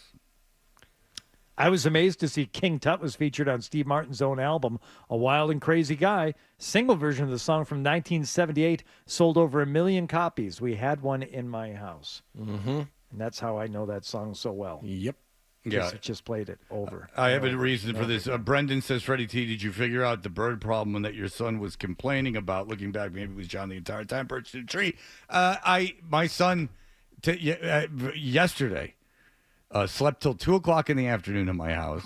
I got back from the golf tournament. We did the show, played a 6-hour round of golf. I got picked up his sister from school and came home, and he was just getting up. I did all that while he was just getting up, and he did again complain about birds, and he wasn't being funny, and it wasn't for the radio, and he was being dead serious. I'm serious, man. They don't bother you, they bother me. And he goes, now they're up all night. He goes, they used to go to bed at 8, and now they don't go to bed till 10. He goes, I have to put my phone on loud. What's he got, a white noise? Yeah, white noise. I got to put it up loud, Dad. He goes, the birds, he goes, their schedules are all screwy. And he goes, they're not bothering you. And I go, yeah, they're not yeah, but I'm in the same house as you. You're one floor down, right? Yeah, I'm this whatever. Like, so say he's on a bed to my bed. What is that? 8 feet? Yes, that's my point. You're one floor down. You're not like in another wing somewhere. Oh, You're one floor it's down. It's a very large condominium. You know what? It is a sizable condo, and I will side with Milo on this because his room is not only the window points a different direction. Directly above you. Yeah, let me tell the story. I've been there. I've walked through it. I've carried mattresses up and down. I know the layout of the place, but he's in a different section of the house, closer to the birds, both vertically and apparently as the duck walks too. Different area. I believe Milo does have a real bird problem. You're just ignoring he the is problems a solid of your children. 20 feet to the west of me. Yeah. As well as 8 feet north. So that's all the difference in the world, really. I'd be very impressed if he was to the west of you. Do you know that for a fact? No. Okay. But I was just, I walked around the house when I first bought it with a compass. Yeah. Feng Shui and all. Exactly. Yes, go ahead. Fred, we have an email here from Joe. He emails us a lot. He says, hey, Fred, that car you didn't want, he's referring back to the company golf tournament, the Cadillac. Would you have wanted it if it came with a certain naked gift in the trunk? Oh, the naked guy, the pervert. If I Yes. could have made his day, if he said, I've been hiding in here waiting, if he just went tournament to tournament with the Cadillac. A hole in one, man. Congratulations. And then finally, like after all these years and all this insurance, he got to finally greasily, sweatily come out and said, Yeah. If you just know, I almost, rolled towards the pin on a par 3 yesterday, and Felger said to me it was one. The gifts were outrageous yesterday. They were really exciting. If you got a hole in one on a 205-yard par 3, you got a 2-year lease on a Cadillac. And so I said to Felger, he goes, "Wow, you flirted with the hole there." He goes, "You must have been excited." I said, "Nah." Like I'm like, I don't want the lease. He's like, "What?" He's like, "Why do you want it?" He's like, "What are you, crazy?" And I said, "I thought you were negative." He goes, "I'm not that negative." I'm like, "You want a 2-year lease? What am I going to do with the car? If they gave you the car, I'd want the car. Then I'd sell the car." And then you say, "Why don't you give it to your son?" Because my son's not driving around in a Cadillac. Yeah. You saw what happened to Seinfeld's dad. It caused all kinds of commotion with the condo board. You can't just give a relative a Cadillac. It causes problems. Nobody would believe that you could afford the Cadillac anyway. Yeah, I've heard his absolutely. act. I've heard his act. It's not that funny. All right, so we'll be back in just a moment. We will finish things up with the stack, and then we'll get out of here. Sports Hub headlines. Game 3 of the NBA Finals is tomorrow night in Dallas. The Celtics lead the Mavericks 2-0. All eyes once again on Kristaps Porzingis, who appeared to suffer another leg injury in Game 2. Lakers are still looking for a head coach. UConn's Danny Hurley turned down a reported 6 years and $70 million yesterday. In football news, the Patriots went through day 1 of mandatory minicamp with full attendance in Foxborough. Running back Ramondre Stevenson told the media he's pretty close to signing a contract extension. Today, the team will not practice. Instead, they'll participate in community days. 4 separate groups of players and coaches will reportedly visit 2 schools in Boston, an emergency assistance center, and an art and social justice organization. At the Stanley Cup Finals, Florida beat Edmonton 4-1 last night. They lead the Oilers 2-0. And the Red Sox had last night off. They'll play the Philadelphia Phillies at Fenway Park tonight. Sports Hub headlines are brought to you by Patriot Place. Don't miss a minute of the playoff action this week at the Harp, Citizen Crust, 6-String Grill and Stage, Bar Louie, and Scorpion Bar at Patriot Place.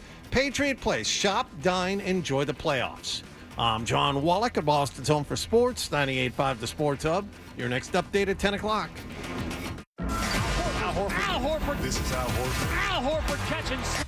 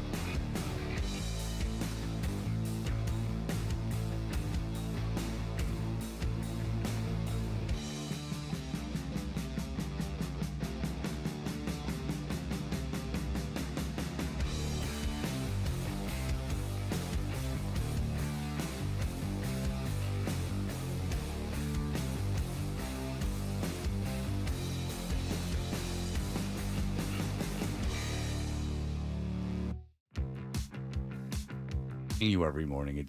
It fills me like that anything's possible. You had to work for an hour and a half, and then you played golf. What was your really long day? It was long golf. It wasn't that bad. I didn't say it was bad. I liked the guys we played with a lot. It wasn't that long. It was 4.5 hours. No, it was longer than that. We Hardy. teed off at 8:30. And I left at 1:30. Yeah. Okay, so did you walk off the 18th green and jump into your ride service? Your limo? Called the ride. I got the ride service about 10 minutes after we stopped playing. I think you're making a big deal out of nothing. Well, that was kind of the bit. But she did say you had a long day yesterday, which we need a woman around here. There's finally someone that's a little no, he's too manly. You know it too. You saw the pleat. He's all man. He's more man than all of us combined. Jesus, Hardy. If you go by the pleat, we need some feminine energy in here. Just like someone who has a little empathy, someone who cares a little bit. That would be nice. Someone who realizes the sacrifice I make for the betterment of the team. Okay. Well, I'm going to test your empathy right now. Now, here's a man who is innocent until proven guilty. Daniel, take John's job. Go ahead. A man who is innocent until proven guilty felt maybe needlessly restrained by a court order. Needlessly restrained? And all he wanted to do was have a little bit of freedom. Do you feel empathy for this man? I think I should. Good. Given We're talking about Patrick Mendoza, who allegedly tried to shoot a man outside of Modern Pastry in the North End last year. A man who was standing right in front of him. Yeah. There's a full video of it, and the guy's just standing right in front of him, and this dude's shooting his gun off, and it's going. You ever tried to shoot a gun while you're riding a bicycle?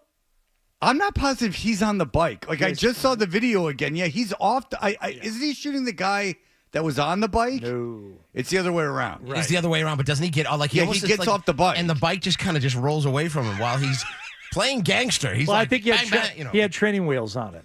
So it stays upright. It's like a Buster Keaton movie. I mean, if you played the Benny Hill theme under it, it would be kind of funny. Well, he cut off his GPS monitoring device, which apparently you're not allowed to do. I wonder. I guess apparently. The thing that makes sure that you're under house arrest or whatever your restrictions are, I'd imagine you can't take it off. When asked why he had cut off the bracelet, he said, "I'm tired and sick of it." So there's an ongoing saga for you. Did you see, because we were in Canton, and you live in Canton. Did you see in the Canton trial, they made the guy, I don't even know who he was, they made the guy read the C word. Ooh, uncomfortable. It's uncomfortable is what it is. There's no room for that word.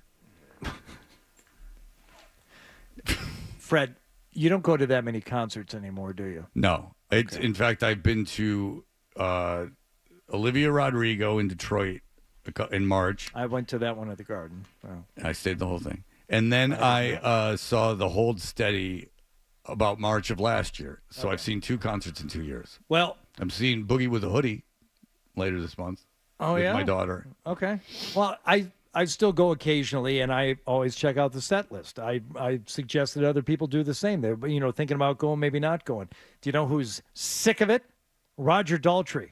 He said, "I'm not going to talk about songs. Too many people reveal songs. There's no surprises left with concerts these days because everybody wants to see the set list. I'm effing sick of it. The internet's ruined the live shows for me. Who wants to know what's coming next? People forget about surprises. I can't stand it. Yeah. Why not just listen to the bloody show?" Here's a guy who knows exactly what's going on with the average band.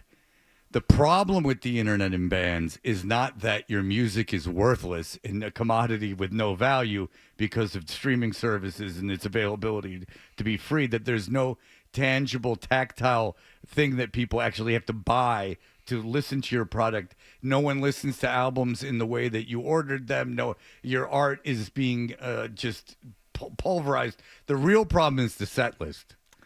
That Roger Daltrey hit the nail on the head. Good for Roger Daltrey. I don't know that Roger Daltrey is concerned with selling records anymore. No, he's obviously not at all. Yeah, all he has is the live shows, and they're less fun for him because people know what's coming up. So I'm a band that can't afford to tour to make money because I have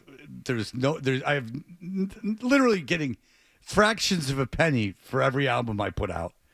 But the problem is that they can guess Roger Daltrey's songs. Well, I don't want to go down the Fish route here, but I will give credit to bands like that who never play the same show twice.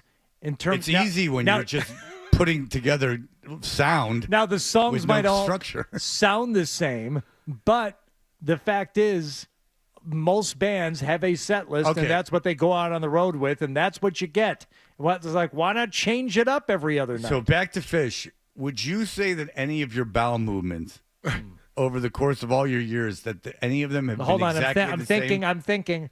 Okay, go, continue. No, none of them have been exactly the same. So if you're They're like giving Fish fingerprints. credits, or snowflakes. Right. What is the most valuable toy you think you had as a kid that you wish you had now so you could sell it and make some real money off of it? There's got to be something that you had. Well, John's was the stick in the wheel. Hoop. The hoop and the stick. Hoop and the stick. That and the can we used to kick. Yeah. John was just like, oh, my God, the hula hoop craze. He's like, I got to get my daughter another one. We had the can we John used to had a kick, and then bunch- we'd tie it together with like a piece of string. John had a bunch of soap dolls that he were left for him by a kindly yet ghostly next-door neighbor. But him and his little sister and the kid visiting for the summer found those, and they really enjoyed them. And the kid visiting for the summer turned out to be a very gay, very popular writer who had a big alcohol problem. Right. I don't know. Let's see. I had Castle Grayskull from He-Man. I had all the He-Man stuff, and I had a bunch of Star Wars stuff. I had the Millennium Falcon. Oh, I had the Millennium Falcon. I had the that Creature too. Cantina. Oh, I didn't have the Falcon. I had the TIE Fighter and the X-Wing Fighter. I didn't have the Millennium Falcon. Yeah. I stopped playing with toys. I had like some WWF guys. Yeah. I cut them open and was very disappointed. No gods. Why aren't they bleeding, guys? You should have had a Stretch Armstrong. That thing oozed jelly when you cut it open. But Heritage Auction said the rocket-firing Boba Fett action figure has sold to become the world's most valuable vintage toy. What do you think that the Boba Fett rocket fire, remember it had a little rocket and you could press the button on the back and the rocket would shoot out? Yeah, no, I don't. None of my because I this has been a popular toy for decades because there was a point where all of us went back to see if we had it, and no one had the one that people would find. And I take it has to be in the packaging and everything. Well, here's the thing: it was pulled from production by Kenner in the late '70s because it was a choking hazard. Right. I do. I'm aware of this toy. I would imagine that it would have to be in pristine condition in a box, which I would imagine limits it to like very, very few. I would say it is in the $100,000 range. Pretty good. I was going to say $25,000. $525,000, over $500,000. Yeah, we're talking about something that you would almost have to have found it like decades later, like in the attic somewhere. I'll tell you the one toy that I really wish I would have bought is that when I was 10, so it was like 85 or maybe 84. Yep. I was in Toys R Us, and there was, for a random reason, that Mego, I think, was the company, Kiss doll. There was a Gene Simmons Kiss doll. Oh, yeah, the full-size action figure Yeah, thing. from like Yeah. 1974, Yeah. like 1970, probably 1977. But like it was for some reason still on the shelf, and I went, oh. And then I looked at when it was made, say it was even 78. Like I looked at when it was made, I'm like, what the hell? It's like a vintage toy up there on the shelf. And I was like, and I just left it like a dummy. I wish I would have bought it. Finally today from Sisters, Oregon, there was a rodeo and a bull got loose, and we have audio.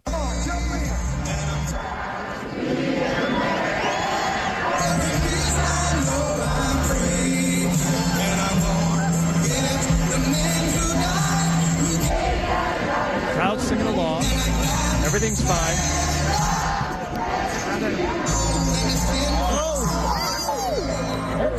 It's a higher ground, everybody. Oh my God! It's a higher ground. There's a bull out. There's a bull out. Get to higher ground. Open the gate, boys. Open the gate. Open the gate. Everybody in the grass. Get under the grass. everybody in the grass get under the grass? They're singing along to Lee Greenwood's Proud to Be an American when the bull gets out and the announcer comes on and says, get to higher ground, everybody, get to higher ground. That was fantastic. The bull's running around in the ring, and wasn't like the bull lined up and charged. It was just running and then casually hopped the fence. I like get to higher ground. Like, okay, like what does that mean, dum-dum?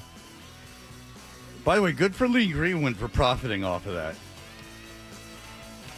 Just straight pandering. Here we go.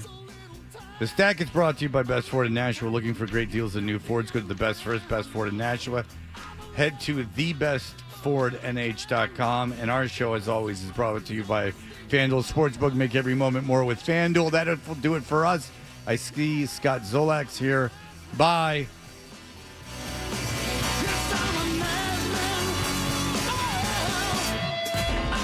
Listening to Toucher and Hardy on the Sports Hub. Shop Premium Pro